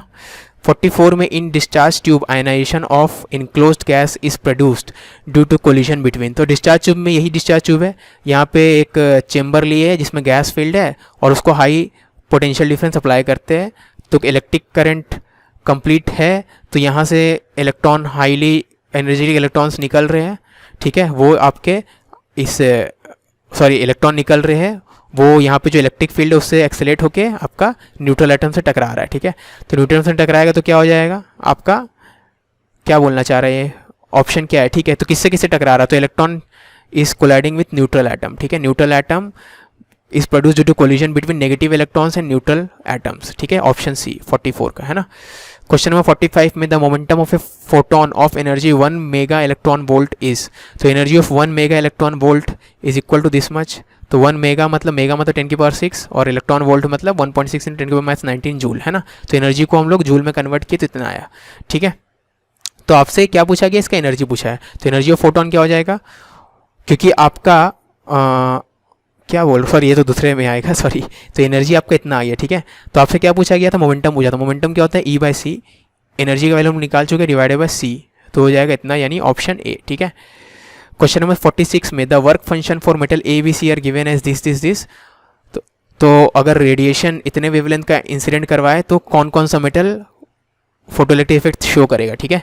तो अगर आप एनर्जी ऑफ फोटोन निकालो, क्योंकि आपका वेवलेंथ एंगस्ट्रॉम में दिया है तो ये वाला फॉर्मूला यूज़ करेंगे, ठीक है ना। तो energy of photon is 12400 divided by wavelength in angstrom, और वेवलेंथ इन एंगस्ट्रॉम 4100 दिया, पुट करेंगे तो कितना आ जाएगा अप्रॉक्सीमेटली 3, है ना, 3 इलेक्ट्रॉन वोल्ट, है ना, ठीक है। अब 3 इलेक्ट्रॉन वोल्ट किससे किससे ज़्यादा है, इससे भी ज़्यादा, इससे भी ज़्यादा है, यानी ए का वर्क फंक्शन से ज़्यादा है, बी का वर्क फंक्शन से ज़्यादा है, लेकिन सी का वर्क फंक्शन से कम है, वो यहाँ पे लिखा हूँ मैं, है ना। तो सी का वर्क फंक्शन से कम एनर्जी का फोटोन अगर इंसिडेंट कराएंगे तो सी तो फोटोइलेक्ट्रिक इफेक्ट नहीं दिखाएगा, लेकिन ए और बी फोटोइलेक्ट्रिक इफेक्ट दिखाएगा, क्योंकि energy of photon is greater than आपका वर्क फंक्शन, ठीक है। तो ऑप्शन हो जाएगा बी मतलब A and B will show photoelectric effect while C will not show, ठीक है, ए एंड बी ओनली, है ना। Question number 47, a photo sensitive metallic surface has work function इतना, if photons of energy इतना falls on this surface the electrons come out with maximum velocity इतना, तो जब हम लोग फोटोन का एनर्जी को चेंज कर दिए तो इतना, तो नया वेलोसिटी क्या होगा, मतलब दो अलग अलग केस दिए, ठीक है। हमें पता है आइंस्टीन रिलेशन से कि energy of photon is work function plus K max, तो फर्स्ट केस में एनर्जी ऑफ फोटोन दिया होता है 2h न्यू नॉट, वो लिख दिए, सेकेंड केस में दिया हुआ है 5h न्यू नॉट, वो लिख दिए, is equal to first case में आपको, दोनों केसेस में आपको वर्क फंक्शन का वैल्यू दे दिया है h न्यू नॉट, ठीक है, क्योंकि मेटल दोनों केस में सेम है, तो h नॉट और फर्स्ट केस का काइनेटिक एनर्जी k1 मान लो, सेकंड केस का k2 मान लो, ठीक है। तो यहाँ से k1 का वैल्यू आ जाएगा इतना, और सेकंड इक्वेशन से K2 का वैल्यू हो जाएगा इतना, दोनों का रेशियो लेंगे तो इतना आएगा। अब K1 बाई K2, K1 में क्या आ जाएगा half M V1 square, K2 में हाफ एम V2 स्क्वायर, तो हाफ एम कैंसिल हो जाएगा, तो V1 by V2 square is equal to इतना, तो V1 बाई V2 1/2 हो जाएगा, ठीक है। तो V2 is equal to 2V1 आ जाएगा। तो V1 का वैल्यू क्वेश्चन में दिया हुआ है, फर्स्ट केस में कितना है वेलोसिटी 4 × 10⁶, तो सेकंड केस में हो जाएगा 8 × 10⁶, यानी ऑप्शन सी करेक्ट है, ठीक है। क्वेश्चन नंबर 48 में according to Einstein's photoelectric equation the graph between kinetic energy eject of photo electrons versus frequency, तो काइनेटिक एनर्जी वर्सेस फ्रीक्वेंसी का ग्राफ चाहिए, तो काइनेटिक एनर्जी वर्सेस फ्रीक्वेंसी का रिलेशन निकालना होगा। तो स्टार्ट करते हैं आइंस्टीन रिलेशन से। तो kinetic energy of electrons emitted होता है h न्यू, यानी energy of photon minus work function, ठीक है। अब इसको अगर कंपेयर करें y equal to mx plus C, क्योंकि y एक्सिस में आपका काइनेटिक एनर्जी है, तो k के बदले y लिख दिए, ठीक है। h एक कांस्टेंट है, सॉरी h को भूल जाओ, अभी न्यू कहाँ है, न्यू आपका x एक्सिस पे है, तो न्यू के बदले x लिख दिए, ठीक है। h एक कांस्टेंट है, उसके बदले m लिख दिए, और -5 के बदले c लिख दिए, ठीक है। ऐसा क्यों लिखे, क्योंकि y equal to mx plus C एक वेल नोन इक्वेशन है जो स्ट्रेट लाइन का इक्वेशन होता है। तो ये equation matches with straight line का इक्वेशन, जहाँ पे k का बदली y है और न्यू का बदली x है, ठीक है ना। तो इसको कंपेयर किए या जो भी है, आपको c का वैल्यू पता है माइनस लैम्डा हो जाएगा, अब सॉरी -5 हो जाएगा। 5 क्या होता है, वर्क फंक्शन। वर्क फंक्शन मतलब मिनिमम कितना एनर्जी हो चाहिए इलेक्ट्रॉन को मेटल से अलग करने के लिए। ऑफकोर्स वो एनर्जी हमेशा पॉजिटिव ही रहता है, ठीक है। तो ये एक पॉजिटिव नंबर है, मान लो 5 है, तो सी का वैल्यू -5 आ गया, यानी सी इज़ नेगेटिव, ठीक है। अगर सी नेगेटिव है, अब सी किसको बोलते हैं इस इक्वेशन में, सी होता है वाई इंटरसेप्ट, है ना। वाई एक्सिस को कहाँ पे कट कर रहा है, तो अगर सी नेगेटिव है मतलब वाई एक्सिस को नेगेटिव वाई एक्सिस में कट करने वाला है, यानी वाई इंटरसेप्ट इज नेगेटिव, ठीक है ना। तो ये वाला ग्राफ तो पॉजिटिव पे कट कर रहा है, ये वाला ग्राफ को अगर एक्सटेंड करेंगे हम लोग तब वो नेगेटिव पे कट करेगा, वाई एक्सिस को नेगेटिव पे कट करेगा, यानी ऑप्शन डी होना चाहिए, ठीक है। ये ग्राफ तो 0 पे कट कर रहा है और ये ग्राफ पॉजिटिव पे कट कर रहा है, ठीक है ना। ओके, मूविंग ऑन, ये हो गया ना question number 48। Question number 49, a photoelectric cell is illuminated by a point source of light 1 metre away when the source is shifted to 2 metre. तो अगर डिस्टेंस को चेंज करेंगे आप तो इंटेंसिटी चेंज होगा, intensity inversely proportional to distance का square होता है, ठीक है। तो अगर आप इंटेंसिटी चेंज कर रहे हो तो आपका नंबर ऑफ फोटो इलेक्ट्रॉन्स जो एमिट होगा वो भी चेंज होगा, ठीक है। तो क्योंकि डिस्टेंस को डबल किया गया है तो फोटो इलेक्ट्रॉन्स 1/4 हो जाएगा, डिस्टेंस डबल होगा तो इंटेंसिटी 1/4 हो जाएगा, इंटेंसिटी 1/4 हो जाएगा तो फोटो इलेक्ट्रॉन्स का संख्या भी 1/4 हो जाएगा, यानी option D number of electrons या photo electrons emitted will be quarter मतलब 1/4 ऑफ द इनिशियल नंबर, ठीक है। Question number 50, J Thomson's cathode ray tube experiment demonstrated that. अब option A cathode rays are streams of negatively charge particle, ये तो है, ठीक है। थॉमसन ने इलेक्ट्रॉन का डिस्कवरी किया था यहीं से। All the mass of is essentially in the nucleus, ये गलत है, ठीक है। ये हम लोग रदरफोर्ड एक्सपेरिमेंट से पता किए थे। चार्ज बाय मास का ratio for electron is much greater than charge by mass का रेशियो फॉर प्रोटॉन, ये भी सही है, ठीक है। अब ये सब हिस्टोरिकल है, आपको पता होना चाहिए कि कैथोड रे एक्सपेरिमेंट से क्या क्या चीज़ डिड्यूस किया गया था, तो खाली ए और सी इसमें कुछ समझाने का नहीं है, ठीक है। मैं कुछ आपको बता दिया जिससे आपको याद रह जाए चीज़, लेकिन जैसे आपको पता था और रदरफोर्ड वाला एक्सपेरिमेंट से आपको पता था कि मास जो है पूरा का पूरा न्यूक्लियस में रहता है, ठीक है ना, क्योंकि बहुत सारे अल्फा रेस अनडिवाइडेड निकल जाते थे, ठीक है ना, वैसे करके। वैसे इसमें कुछ नया नहीं आपको याद रखनी चाहिए, खाली फैक्ट बेस्ड है, तो ए और सी करेक्ट, ठीक है। क्वेश्चन नंबर 51 में value of Planck's constant is. अब प्लैंक कांस्टेंट का वैल्यू अगर आप देखोगे तो आपको चारों में मैग्नीट्यूड तो सेम है, मतलब और यूनिट खाली अलग अलग है, ठीक है। तो यूनिट निकालते हैं, तो h क्या होता है, E by frequency, E equal to H nu से एनर्जी बाय फ्रीक्वेंसी, एनर्जी होता है जूल में, फ्रीक्वेंसी होता है पर सेकंड, ठीक है ना। तो पर सेकंड ऊपर जाके सेकंड बन जाएगा, तो जूल सेकंड आंसर होना चाहिए। जूल सेकंड किस में है, यहाँ पे। जूल पर सेकंड है यहाँ पे, इसलिए ए नहीं हो सकता, इसलिए डी होगा, ठीक है। क्वेश्चन नंबर 52 में if particles are moving with same velocity then which has maximum de Broglie wavelength. Okay, lambda equal to H by P होता है, पी मतलब मोमेंटम का बदले एम भी लिखेंगे। अब वेलोसिटी सेम है, क्वेश्चन ने बोल दिया है मूविंग में सेम वेलोसिटी, एच तो यूनिवर्सल कांस्टेंट वो सेम है, ये तो H and B are both same, therefore we can say H और वी सेम है दोनों के लिए, तो lambda is proportional to 1/m, ठीक है। लैम्डा प्रोपोर्शनल टू 1/m हो जाएगा, लैम्डा प्रोपोर्शनल टू 1/m, ठीक है ना। तो जिनका मास सबसे कम होगा उसका वेवलेंथ सबसे ज़्यादा होगा, तो लैम्डा को मैक्सिमाइज करना है, मास सबसे कम होगा। तो इन चारों में सबसे कम मास किसका होगा, इन चारों में सबसे कम मास हो जाएगा बीटा पार्टिकल का। बीटा पार्टिकल मतलब इलेक्ट्रॉन, इलेक्ट्रॉन का मास सबसे कम होता है, ठीक है ना। अल्फा पार्टिकल का मास तो 4 times of mass of proton होता है, और मास ऑफ प्रोटॉन खुद almost 2000 times of mass of electron होता है। मास ऑफ न्यूट्रॉन और प्रोटॉन ऑलमोस्ट सेम होता है, तो सबसे कम मास आपका बीटा पार्टिकल मतलब इलेक्ट्रॉन का होता है, ठीक है। तो इसलिए उसका लैम्डा सबसे ज़्यादा होगा, मास सबसे कम, लैम्डा सबसे ज़्यादा। Question number 53 when ultraviolet rays incident on metal plate then photo electric effect does not occur. तो अल्ट्रावायलेट रेज अगर इंसिडेंट करवा रहा है तो फोटो इलेक्ट्रिक इफेक्ट अकर नहीं कर रहा है, यानी frequency of ultraviolet rays is not sufficient, ज़्यादा नहीं है, ठीक है। तो किसके इंसिडेंट करवाने से कर सकता है ये पूछा गया, ठीक है ना। तो अल्ट्रावायलेट से तो हो नहीं रहा है, तो अल्ट्रावायलेट का फ्रीक्वेंसी यानी कम पड़ रहा है, तो हम लोग को फ्रीक्वेंसी बढ़ाना पड़ेगा, क्योंकि फ्रीक्वेंसी बढ़ाने से आपका एनर्जी ऑफ फोटोन बढ़ता है, ठीक है ना। तो यहाँ पे ये वाला ऑफकोर्स ये वाला डायग्राम क्वेश्चन एग्जाम में नहीं दिया था, मैं आपको दे रहा हूँ। तो आपको अल्ट्रावायलेट दे दिया है, तो अल्ट्रावायलेट से ज़्यादा फ्रीक्वेंसी किस तरफ है, अब देखोगे तो इस तरफ फ्रीक्वेंसी बढ़ रहा है, तो अल्ट्रावायलेट के राइट में जाएंगे, ठीक है। तो राइट में क्या है, एक्सरे है, गामा रे है ना। तो राइट में है एक्सरे और गामा रे, तो आपका एक्सरे आ जाएगा, ठीक है। It occurs by incident of X ray, ठीक है, क्योंकि बाकी सब पीछे पीछे आएगा आपका एक्सरे से, सॉरी अल्ट्रावायलेट से उस तरफ है। जैसे इंफ्रारेड जो है वो अल्ट्रावायलेट से उसका कम फ्रीक्वेंसी है, ठीक है, तो उससे तो और भी नहीं निकलेगा। माइक्रोवेव का भी कम है ना। और क्या है, रेडियो वेव का और भी ज़्यादा कम है, ठीक है। एक सेकेंड फ़ोन बज रहा है। Moving on, question number 54, which of the following is not the property of cathode rays. तो कैथोड रे का प्रॉपर्टी कौन सा नहीं है, तो it produces fluorescence, it cast shadows, it does not deflect in electric field, ये तो गलत है। It does not deflect in electric field, cathode rays मतलब इलेक्ट्रॉन का beam, electron beam charge particle होता है, चार्ज पार्टिकल पे तो इलेक्ट्रिक फील्ड फोर्स लगाएगा, इलेक्ट्रिक फील्ड फोर्स लगाएगा तो डिफ्लेक्ट होगा, ठीक है। तो it is deflected by electric field. Option B जो है वो आपका इनकरेक्ट स्टेटमेंट है, तो इनकरेक्ट स्टेटमेंट पूछा तो ऑप्शन बी हो जाएगा, ठीक है। Question number 55, which of the following shows particle nature of light. तो किससे particle nature of light prove हुआ था, ठीक है ना। तो आपको पता है पोलराइजेशन तो वेव नेचर होता है, इंटरफेरेंस वेव नेचर होता है, रिफ्रैक्शन वेव नेचर होता है, और फोटो इलेक्ट्रिक इफेक्ट आपका पार्टिकल नेचर शो करता है, तो ऑप्शन ए हो जाएगा। In Thomson mass spectrograph electric field is perpendicular to magnetic field, then the velocity of electron beam will be.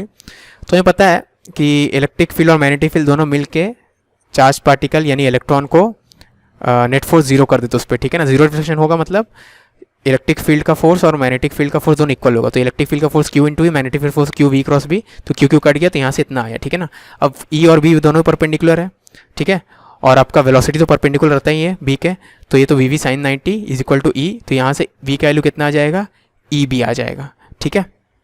तो वी का वैल्यू क्या आ गया आपका, ई बाय बी, और ई मतलब magnitude of electric field vector और बी मतलब magnitude of magnetic field vector, यानी ऑप्शन ए हो जाएगा, ठीक है। Question number 57, a photo cell is illuminated by a source of light which is placed at a distance d from the cell. If distance becomes d by 2 then number of photo electrons emitted per second. अब number of photo electrons proportional to intensity of light होता है, intensity of light proportional to 1 by distance का square होता है, ठीक है। तो distance को हम लोग हाफ कर देंगे, डिस्टेंस देखो d से d by 2 हो गया, डिस्टेंस हाफ हो गया, तो डिस्टेंस हाफ हो जाएगा, तो यहाँ हाफ लिखोगे तो आप, तो ये 4 हो जाएगा टोटल, है ना। तो इंटेंसिटी ऑफ लाइट 4 टाइम्स हो गया, इंटेंसिटी ऑफ लाइट 4 टाइम्स हो गया, तो आपका नंबर ऑफ फोटो इलेक्ट्रॉन्स भी 4 टाइम्स हो गया, ठीक है, यानी ऑप्शन बी हो जाएगा। By photo electric effect Einstein proved है energy is equal to H nu, ठीक है। थॉमसन बोल रहा हूँ, मोलिकन भी हो सकता है, चेक कर लेना, आपको पता होगा, ठीक है ना। जे थॉमसन तो इलेक्ट्रॉन को डिस्कवर किया था, लेकिन मास दिखा था कि नहीं मुझे याद नहीं है एग्जैक्टली, सॉरी ही नहीं पता, आगे बढ़ते हैं। ये बता बुक में कहीं भी मिल जाएगा वैसा चीज़, ठीक है, इसमें समझाने का कुछ नहीं, याद करने का चीज़ है। क्वेश्चन नंबर 60 में, when a proton is accelerated through 1 volt then its kinetic energy will be. तो काइनेटिक एनर्जी क्या होता है, charge into accelerating potential, charge का वैल्यू ई रहने दो और एक्सेलेटिंग पोटेंशियल 1 वोल्ट है, तो ये दोनों मिलकर क्या हो जाएगा, ई टाइम्स वी, यानी 1 इलेक्ट्रॉन वोल्ट, यानी option A. Question number 61, the photo electric work function of a metal surface is 4.125, the cut off wavelength for this surface is. ठीक है, तो आपको क्या दे दिया, वर्क फंक्शन दे दिया है और कट ऑफ वेवलेंथ पूछा, मतलब थ्रेशोल्ड वेवलेंथ पूछा, ठीक है। तो हमें पता है वर्क फंक्शन और थ्रेशोल्ड वेवलेंथ इस रिलेशन से रिलेटेड होते हैं, यानी थ्रेशोल्ड वेवलेंथ हो जाएगा इतना, ठीक है। अब क्योंकि आपको चारों आंसर देखोगे तो एंगस्ट्रॉम में दिया हुआ है, तो आप एचसी का वैल्यू एंगस्ट्रॉम मतलब इलेक्ट्रॉन वोल्ट में पुट करना, क्योंकि ये आपका इलेक्ट्रॉन वोल्ट में है ये एनर्जी, तो एचसी भी इलेक्ट्रॉन वोल्ट में कितना होता है 12400, ठीक है ना। तो दोनों आपका मिलके फाइनल आंसर आपका एंगस्ट्रॉम में आएगा। मतलब आप जब ये वाला रिलेशन यूज़ कर रहे हैं, ये एनर्जी है और ये आपका वर्क फंक्शन है, ठीक है। तो एचसी मतलब सॉरी एनर्जी नहीं है एग्जैक्टली, तो एचसी का वैल्यू आप पुट करोगे तो 12400 पुट करोगे, और वर्क फंक्शन का वैल्यू अगर इलेक्ट्रॉन वोल्ट में पुट करोगे तो आपका आंसर वेवलेंथ का इन टर्म्स ऑफ एंगस्ट्रॉम आता है, ठीक है। तो दिस इज अप्रॉक्सीमेटली 3000 एंगस्ट्रॉम, है ना। देखो एससी का वैल्यू में लिखा हो 12400 इलेक्ट्रॉन वोल्ट एंगस्ट्रॉम, ठीक है। क्वेश्चन नंबर 62 में, as intensity of incident light increases, तो इंटेंसिटी को बढ़ाएंगे तो फोटो करंट बढ़ेगा, फोटो करंट बढ़ेगा तो आपका आंसर हो जाएगा C. Question number 63, in photo emission cell while exciting with exciting in a photo emissive cell with exciting wavelength इतना, यानी इंसिडेंट लाइट का वेवलेंथ दे दिया है. Fastest electron has speed v if exciting wavelength is change to this. ठीक है, wavelength को change किया तो फास्टेस्ट इलेक्ट्रॉन का स्पीड क्या होगा. ठीक है, ये बोला है ना. ओके, अब आपको पता है मैक्सिमम काइनेटिक एनर्जी होता है इंसिडेंट वेव का या इंसिडेंट फोटोन का energy S C by lambda minus work function. ठीक है, तो इसका बदली हाफ एम वी स्क्वायर लिख देंगे, एस सी बाई लैम्डा को एज इट इज रहने दिए. ठीक है, तो फर्स्ट केस में लैम्डा का वैल्यू लैम्डा पुट करेंगे क्योंकि फर्स्ट केस में लैम्डा था, सेकंड केस में लैम्डा का वैल्यू 3 लैम्डा या 4 है, बाकी सब वही है ना. तो लैम्डा का वैल्यू 3 लैम्डा या 4 पुट करेंगे, फाई का बदली फाई ही पुट करेंगे क्योंकि दोनों केस में मेटल सेम है तो वर्क फंक्शन सेम रहेगा. यहाँ V1 यूज़ किए थे तो यहाँ V2 यूज़ करेंगे. ठीक है ना, क्योंकि लैम्डा चेंज हुआ है तो आपका VV चेंज हो जाएगा, है ना. अगर इन दोनों इक्वेशन को डिवाइड करें 2/1 करें तो ये दिस डिवाइडेड बाई दिस करेंगे तो हाफ एम एफ का कैंसर हो जाएगा, V2/V1 स्क्वायर आ जाएगा और इस तरफ दिस डिवाइडेड बाई दिस आएगा. ठीक है, तो इसको सॉल्व करेंगे थोड़ा तो ऐसा आएगा. अब यहाँ पे इसको इस फॉर्म में क्यों लिखे, इसको इस फॉर्म में इसलिए लिखे ताकि न्यूमरेटर और डिनोमिनेटर मैच करे कुछ हद तक. ऐसा क्यों कर रहे हैं, क्योंकि अब चारों ऑप्शन देखोगे तो 4/3 अलग से दिख रहा था. ठीक है, 4/3 दिख रहा है, 3 और 4 दिख रहा है, तो हमें 4/3 अलग करना है, अलग से लाना ही है. ठीक है ना, तो इसलिए 4/3 कब आएगा, जब न्यूमरेटर और डिनोमिनेटर सेम हो जाए. ठीक है, अब पूरा तो सेम हो नहीं सकता क्योंकि एक्जैक्टली सेम होगा तो 1 हो जाएगा, पूरा सेम नहीं हो सकता तो हम लोग डिनोमिनेटर को जितना पॉसिबल उतना लाए. ठीक है, पूरा का पूरा यहाँ लाए. ठीक है, ऐसा लाने के लिए इतना भी ऐड करना पड़ेगा. ठीक है, मतलब अल्टीमेटली 4/3 को 1 + 1/3 लिख दिया है ना. ठीक है, सॉरी 4/3 को मतलब इसमें कॉमन ले लिए और यानी -4/3 लैम्डा हो जाएगा तो प्लस 4/3 -4/3 5 हो जाएगा तो +5/3 करेंगे तो -1 हो जाएगा. ठीक है, यहाँ -1 है तो यहाँ भी -1 चाहिए तो 4/3 माइनस में है तो +1 कर दिया. ठीक है, अल्टीमेटली यहाँ -1 जो है इस -1 को मैं -4/3 + 1/3 लिखा हूँ. ठीक है, तो -4/3 यहाँ है और +1/3 यहाँ है. ठीक है, तो अब देखो ये दोनों मैच कर गया तो ये कैंसिल हो जाएगा तो ये 4/3 बचेगा प्लस दिस बाय दिस, है ना, दिस बाय दिस भी तो बचेगा. अब फाई तो वर्क फंक्शन है. ठीक है, और एस सी बाय लैम्डा तो ग्रेटर देन फाई होगा. ठीक है ना, क्योंकि फर्स्ट केस में जब इतना हम लोग डाल रहे थे तब भी फोटो इलेक्ट्रॉन एमिट हो रहा था, है ना, तो S C by lambda must be greater than phi. ठीक है, क्योंकि energy of photon must be greater than work function, तभी फर्स्ट केस में ही फोटो इलेक्ट्रिक इफेक्ट हो रहा था. ठीक है, तो ये भी पॉजिटिव, ये पॉजिटिव, मतलब पूरा चीज़ पॉजिटिव है ना, तो पूरा चीज़ पॉजिटिव है. हम लोग ये बोल सकते हैं कि this is equal to 4/3 plus something, यानी ये पूरा चीज़ 4/3 से ज़्यादा होगा, यानी दिस इज ग्रेटर देन 4/3, तो यानी दिस इज ग्रेटर देन 4/3. ठीक है, समझ में आई बात. तो इसका मतलब V2/V1 इज ग्रेटर देन 4/3 का स्क्वायर रूट. ठीक है, यानी V2 ग्रेटर देन 4/3 का स्क्वायर रूट इंटू V1, तो यानी V2 सेकेंड केस का speed will be greater then V into 4/3 का स्क्वायर रूट. ठीक है, यानी ऑप्शन डी करेक्ट है. समझ में आई बात, है ना. ओके, अब मैं इसी को यहाँ पे सिंप्लीफाई किया था, जिसको यहाँ से यहाँ समझ में नहीं आ रहा होगा उसको मैं यहाँ पे सिंप्लीफाई करके दिखा दिया था. ठीक है, चलो आगे बढ़ते हैं. क्वेश्चन नंबर 64 में which of the following statement is correct. तो photo current proportional to intensity of light होता है और photo current independent of frequency of light होता है, तो इन दोनों से हम लोग बोल सकते हैं ऑप्शन ही होगा. ठीक है, बाकी सब एलिमिनेट हो जाएगा, है ना. 65 में kinetic energy of an electron which is accelerated in the potential difference इतना. ठीक है, तो एक्सेलेटिंग पोटेंशियल बोल दिया है तो वी एक्सेलेटिंग पता है हमें, इनर चार्ज ऑफ इलेक्ट्रॉन पता है, दोनों को मल्टीप्लाई करेंगे तो काइनेटिक एनर्जी मिल जाएगा. ठीक है, 66 में electron beam has kinetic energy equal to 100 electron volt, find its wavelength associated with a wave with a beam if mass of electron is this much and 1 electron volt का value दिया हुआ. ठीक है, तो आपको वेवलेंथ पूछा है ना, तो वेवलेंथ क्या होगा h/p और p क्या होता है √2m/k. h का वैल्यू पुट कर दिया 2m/k, मास ऑफ इलेक्ट्रॉन इतना होता है ऐसा यूनिट में, और काइनेटिक एनर्जी का वैल्यू आपको बोल दिया था 100 इलेक्ट्रॉन वोल्ट है ना. तो इलेक्ट्रॉन वोल्ट तो ऐसा यूनिट नहीं होता है, तो 1 इलेक्ट्रॉन वोल्ट का बदली इतना जूल होता है. ठीक है, तो उसको यहाँ पुट किए तो 100 इलेक्ट्रॉन वोल्ट बोला था तो 100 इंटू उसको जूल में कन्वर्ट करने के लिए फैक्टर डाले तो ये के है, तो इसको मल्टीप्लाई करेंगे तो आपका आंसर आ जाएगा 1.2 एंगस्ट्रॉम. ठीक है, option C. In a discharge tube at 0.02 millimetre of mercury बोलना चाहिए था. ठीक है, मतलब इतना प्रेशर में है, there is formation of course ये आउट ऑफ सिलेबस है, मुझे खुद नहीं पता, ये पूरा एनसीईआरटी में वर्ड भी कहीं नहीं होगा, क्रूक्स और फैराडेज डार्क स्पेस. ठीक है, ये पहले उस समय 1996 के एनसीईआरटी में होगा, अभी पिछले 10 साल से जो एनसीईआरटी मैं फॉलो कर रहा हूँ उसमें तो कहीं नहीं है, तो ये आउट ऑफ सिलेबस है. ठीक है, टेंशन मत लो. क्वेश्चन नंबर 68 में electron of mass m and charge is accelerated from rest through a potential difference v in vacuum, it's final velocity will be. ठीक है, तो आपको पता है काइनेटिक एनर्जी ऑफ इलेक्ट्रॉन हो जाएगा charge of electron into accelerating potential है ना। अब काइनेटिक एनर्जी के बदले हाफ एम वी स्क्वायर लिख देंगे, चार्ज ऑफ इलेक्ट्रॉन को वही रहने दे, एक्साइटेड पोटेंशियल वही रहने दे, तो इसको सॉल्व करेंगे तो वी का वैल्यू मिल जाएगा, है ना। 69 if a photon has velocity c and frequency new which of the following represent wavelength. अब एनर्जी होता है एस सी बाई लैम्डा, यानी लैम्डा हो जाएगा एस सी बाई ई, तो आपसे वेवलेंथ पूछा तो मतलब ऑप्शन सी करेक्ट है। The velocity of photons is proportional to, अब वेलोसिटी ऑफ फोटोन मतलब लाइट के पार्टिकल्स कांस्टेंट स्पीड से, यानी लाइट कांस्टेंट स्पीड से चलता है, तो ये क्वेश्चन इनकरेक्ट है, मतलब बोनस हो गया होगा, ठीक है। कोई चीज़ वैरी करेगा तब ना वो चेंज होगा, है ना। N electron of mass m when accelerated through a potential difference v has de Broglie wavelength lambda. The de Broglie wavelength associated with proton of mass capital M through the same potential difference will be, ठीक है। तो दोनों का de Broglie wavelength को compare करना है तो ratio ले लेते हैं, तो lambda of electron divide by lambda of proton. Lambda क्या होता है h/p, तो इलेक्ट्रॉन के लिए p लिखेंगे और प्रोटॉन के लिए pp लिखेंगे, मोमेंटम ऑफ प्रोटॉन, ठीक है। तो इसका रेशियो लेंगे तो लैम्डा कट जाएगा, pp बाई pe हो जाएगा ना, momentum of proton divide by momentum of electron.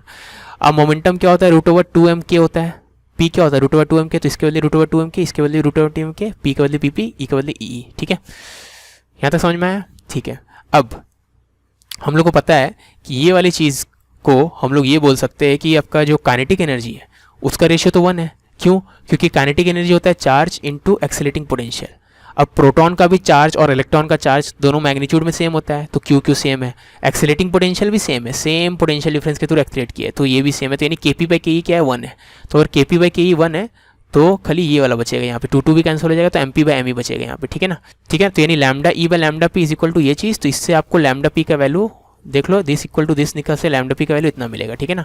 तो लैम्डा पी को हम लोग लैम्डा बोल रहे हैं, सॉरी लैम्डा पी ही बोलेंगे, तो आपका ये लैम्डा पी हो जाएगा लैम्डा ई क्वेश्चन में दिया हुआ है, lambda in the case of electron lambda ही दिया हुआ है, तो लैम्डा डिवाइडेड बाय इनटू ये वाला चीज़, mass of proton capital M दिया हुआ है, mass of electron small m दिया हुआ है, ठीक है। तो ये पुट कर देंगे तो आंसर क्या हो जाएगा अपना, ये ए हो जाएगा ना, ए नहीं सी हो जाएगा, ठीक है। Question number 72 if we consider electrons and photons of same wavelength then they will have, ठीक है। तो लैम्डा क्या होता है h/p होता है, p यानी h बाई लैम्डा हो गया। अब आपको बोल दिया कि सेम वेवलेंथ है तो यानी सेम मोमेंटम होना चाहिए, ठीक है। तो इनका क्या हो जाएगा, मोमेंटम सेम हो जाएगा, है ना, क्योंकि सेम वेवलेंथ है मतलब सेम मोमेंटम होना चाहिए, ठीक है। क्वेश्चन नंबर 73 में when light of wavelength 300 nanometre falls on a photoelectric emitter, photoelectrons are liberated for another emitter, however light of इतना wavelength is sufficient for creating photo emission, ठीक है। What is the ratio of work function, ठीक है। अब यहाँ पे दो अलग अलग केस का वेवलेंथ दिया हुआ है और दोनों अलग केस में वर्क फंक्शन का वैल्यू पूछा गया, ठीक है ना।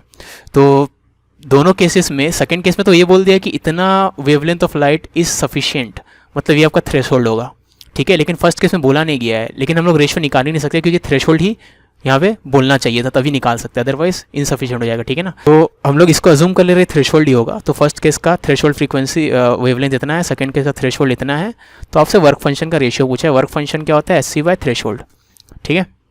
तो यहाँ से देखो थ्रेशोल्ड का इन्वर्स में आ जाएगा वर्क फंक्शन, यानी इन्वर्स मतलब बाद वाला डिवाइडेड बाय सेकंड वाला, ठीक है, बाद वाला डिवाइडेड बाय फर्स्ट वाला, यानी 600 बाय 300 यानी 200, है ना। यानी कौन सा ऑप्शन हो जाएगा, ऑप्शन बी। क्वेश्चन नंबर 74 में number of ejected photo electrons increases with, तो हमें पता है कि number of photo electrons proportional to intensity of light होता है, तो ऑप्शन ए हो जाएगा, ठीक है।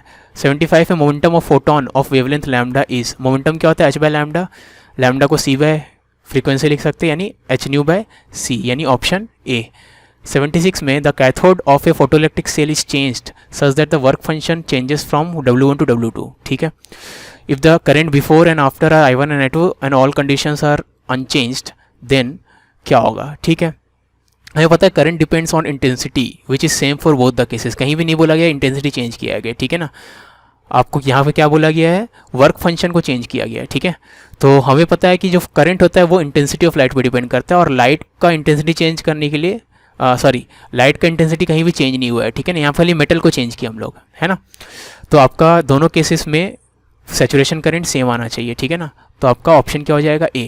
Question number 77 photo electric work function of a metal is 1 electron volt, light of wavelength 3000 angstrom falls on it, the photo electrons come out with a maximum velocity, ठीक है। Vmax पूछा है, तो kinetic energy का maximum value होता है energy of photon minus work function. Energy of photon आपको दे दिया है 4, दिया नहीं है 4, आपको वेवलेंथ ऑफ फोटोन दिया हुआ है 3000, ठीक है, लेकिन एंगस्ट्रॉम में दिया हुआ है, तो एंगस्ट्रॉम में अगर वेवलेंथ दिया रहता है तो ये वाला फॉर्मूला यूज़ करते हैं हम लोग 12400 डिवाइडेड बाय 3000, है ना।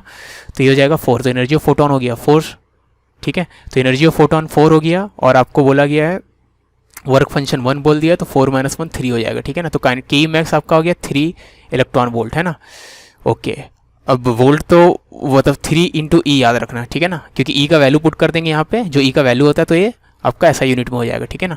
तो आपका के मतलब काइनेटिक एनर्जी का वैल्यू इन ऐसा यूनिट कितना हो जाएगा 3E।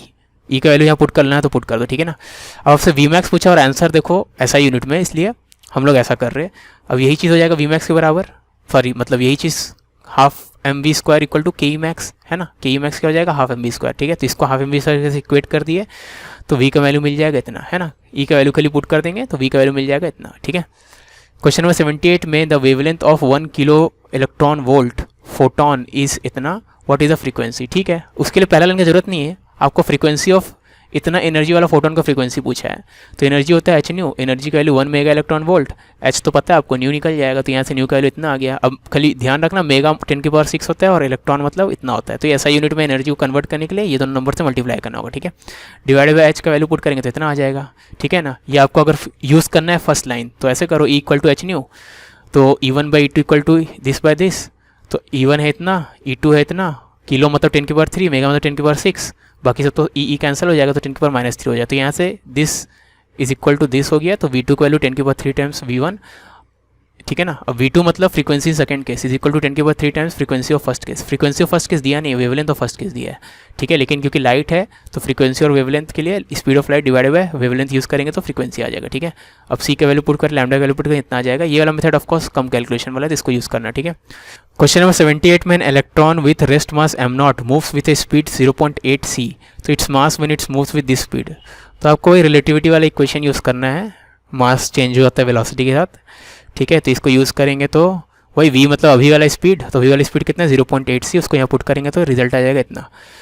80 में radio transmitter operates with frequency दे दिया है, पावर दे दिया, number of photons per second, तो number of photons per second into energy of 1 photon आपको दे देता है एनर्जी पर सेकंड, जिसको पावर ही बोलते हैं, ठीक है। अब एनर्जी ऑफ 1 फोटोन होता है h न्यू, तो यानी n का वैल्यू यहाँ से हो जाएगा p/h न्यू, p का वैल्यू दिया हुआ है 10 किलोवाट, किलोवाट को वाट में कन्वर्ट करो 10⁻³ आ गया, डिवाइडेड बाय h न्यू, ठीक है। अब h न्यू का वैल्यू मैं यहाँ पे निकाल रहा हूँ, h का वैल्यू, न्यू का वैल्यू, न्यू जो था आपका किलो हर्ट्स में था, तो किलो को 1000 से मल्टीप्लाई करेंगे तो ये चीज़ आ जाएगा, एनर्जी ऑफ 1 फोटोन आ जाएगा इतना, तो उसको यहाँ पुट कर देंगे तो फाइनल आंसर आ जाएगा इतना, ठीक है। क्वेश्चन नंबर 81 में the momentum of a photon of an electromagnetic radiation is this much, what is the frequency of the associated wave. तो फ्रीक्वेंसी पूछा है, ठीक है। तो एनर्जी होता है आपका P टाइम्स C, फोटोन के लिए एनर्जी क्या होता है P टाइम्स C, और एनर्जी h न्यू भी होता है, तो यहाँ से न्यू का वैल्यू मिल जाएगा P/h। वैल्यूज पुट करो, P का वैल्यू दिया हुआ है, C का वैल्यू हमें पता होता है, H का वैल्यू पता होता है, पुट करेंगे तो आंसर आ जाएगा A। Ultraviolet radiation of 6.2 electron volt falls on an aluminium surface, kinetic energy of fastest electron emitted is, तो के मैक्स पूछा है। तो के मैक्स क्या होता है, energy of photon minus work function, energy of photon हो जाएगा 6.2 माइनस वर्क फंक्शन हो जाएगा 4.2, लेकिन दोनों इलेक्ट्रॉन वोल्ट में ध्यान दें तो इलेक्ट्रॉन वोल्ट हो गया, लेकिन आंसर आपका जूल में है, तो इलेक्ट्रॉन वोल्ट को जूल में कन्वर्ट करने के लिए 1.6 × 10⁻90 से मल्टीप्लाई कर देना, ऑप्शन बी आ जाएगा। 83 में the de Broglie wavelength corresponding to a particle of mass m and velocity v has a momentum associated with lambda is equal to h/p, p का वैल्यू m भी पुट कर दो, ठीक है। तो ऑप्शन हो जाएगा ए। 84 में energy of a photon of wavelength lambda, वो तो sc/λ होता है, यानी option B. Question number 85 thermions are, अब इलेक्ट्रॉन्स जो किसी मेटल से निकल रहे हैं, अगर उनको हीट किया जा रहा है, मतलब मेटल को बहुत ज़्यादा टेम्परेचर तक हीट कर दोगे तो इलेक्ट्रॉन जो है निकल जाते हैं बाहर, उन इलेक्ट्रॉन्स को हम लोग थर्मियॉन्स बोलते हैं, तो ऑप्शन ए करेक्ट है। The threshold frequency of photoelectric effect on sodium corresponds to a wavelength of this much, मतलब threshold frequency corresponds to this wavelength, मतलब आपको थ्रेशोल्ड वेवलेंथ देती है, यानी तो इट्स वर्क फंक्शन क्या होगा, ठीक है। तो वर्क फंक्शन क्या होता है hc/ थ्रेशोल्ड वेवलेंथ, ठीक है ना। अब आपको जो थ्रेशोल्ड वेवलेंथ दिया है एंगस्ट्रॉम में दिया हुआ है, तो हम लोग 12400 डिवाइडेड बाय एंगस्ट्रॉम में दिया गया वेवलेंथ, ठीक है। एंगस्ट्रॉम में जब भी दिया रहेगा ये 12400 डिवाइडेड बाय एंगस्ट्रॉम वाला वेवलेंथ लिख देना, ठीक है। तो इससे इलेक्ट्रॉन वोल्ट में आ जाएगा, लेकिन आंसर जूल में है, तो जूल में कन्वर्ट कर दो 1.6 × 10⁻90 से मल्टीप्लाई करके। क्वेश्चन नंबर 87 ये 2018 में आया हुआ है। An electron of mass m with initial velocity v0 I cap enters an electric field which is along -E0 I cap, ठीक है, at T equal to 0 if lambda not is its de Broglie wavelength. Okay, अब यहाँ पे थोड़ा missing है, हिंदी वाला पढ़ोगे तो शुरू में लैम्डा नॉट है तो टी टाइम के बाद कितना हो जाएगा, ठीक है ना। तो लैम्डा नॉट उसका D Broglie wavelength initial moment में है तो टी सेकेंड्स के बाद कितना हो जाएगा, न्यू मोमेंट पूछेगा ना। अब यहाँ पे ध्यान देना कि इलेक्ट्रॉन जा रहा है आपका आई के अलॉन्ग, है ना। तो इलेक्ट्रॉन इनिशियली इस तरफ जा रहा है और आपका इलेक्ट्रिक फील्ड है माइनस आई के अलॉन्ग। तो अगर इलेक्ट्रिक फील्ड माइनस आई के अलॉन्ग है तो इलेक्ट्रॉन पे फोर्स तो पॉजिटिव डायरेक्शन में लगेगा, क्योंकि इलेक्ट्रॉन नेगेटिवली चार्ज पार्टिकल होता है, नेगेटिव चार्ज पार्टिकल पे force opposite to electric field लगता है, ठीक है ना, है ना। तो फोर्स का मैग्नीट्यूड इतना हो जाएगा, तो फोर्स इतना है तो एक्सेलरेशन कितना हो जाएगा, F/m, और फोर्स आपका है E/m, तो आपका एक्सेलरेशन कितना हो जाएगा, E/m, ठीक है। ओके, तो एक्सेलरेशन हो गया E/m, वेलोसिटी इनिशियल पता है, तो क्योंकि एक्सेलरेशन कांस्टेंट है हम लोग v = u + at लिख सकते हैं, ठीक है। तो लैम्डा होता है h/p, p होता है mv, और फाइनल वेलोसिटी हो जाएगा u + initial velocity. Initial velocity दिया था v0 और फाइनल वेलोसिटी निकालने के लिए u + at करेंगे, एक्सेलरेशन वैल्यू हम लोग निकाल चुके हैं, उसको पुट करो इनटू टाइम, ठीक है। इसमें हम लोग देखेंगे v0 को अगर कॉमन ले ले यहाँ से तो यहाँ नीचे v0 आ जाएगा, तो ये पूरा चीज़ ऐसा हो गया। अब λ/m v0 क्या था, इनिशियल वेलोसिटी, तो ये हो गया इनिशियल मोमेंटम। तो λ/इनिशियल मोमेंटम को क्या दे देगा, सॉरी h है, सॉरी ये h है, मैं इसको खुद मेरा राइटिंग मुझे खुद समझ में नहीं आ रहा। h/इनिशियल मोमेंटम को क्या दे देगा, इनिशियल वेवलेंथ, ठीक है ना। तो दिस इज इनिशियल वेवलेंथ, है ना। तो initial wavelength divided by this number which is option 1, ठीक है। ये 2018 नीट का क्वेश्चन था। Question number 88, an electron is accelerated through a potential difference of 10,000 volt, इसका डी पॉली वेवलेंथ क्या होगा, ठीक है। अब डी पॉली वेवलेंथ क्या होता है, lambda is equal to h/v, लेकिन p नहीं पता, p निकालने के लिए √2m k निकालने के लिए charge of the electron into accelerating potential, ठीक है। तो 2m ऑफ इलेक्ट्रॉन इतना होता है, क्वेश्चन में दे दिया है। चार्ज ऑन द इलेक्ट्रॉन का मैग्नीट्यूड इतना होता है, v का वैल्यू 10,000 है, वो सब पुट करेंगे तो इसका वैल्यू इतना आएगा, तो p का वैल्यू इतना आ गया। अब इसी क्वेश्चन में p का वैल्यू पुट कर देंगे, कल कैलकुलेट करेंगे तो ऑप्शन 2 आ जाएगा, ठीक है। अब जो भी डाउट होगा कमेंट में पूछ लेना, मिलते हैं नेक्स्ट लेक्चर में। See you in the next lecture, until then bye.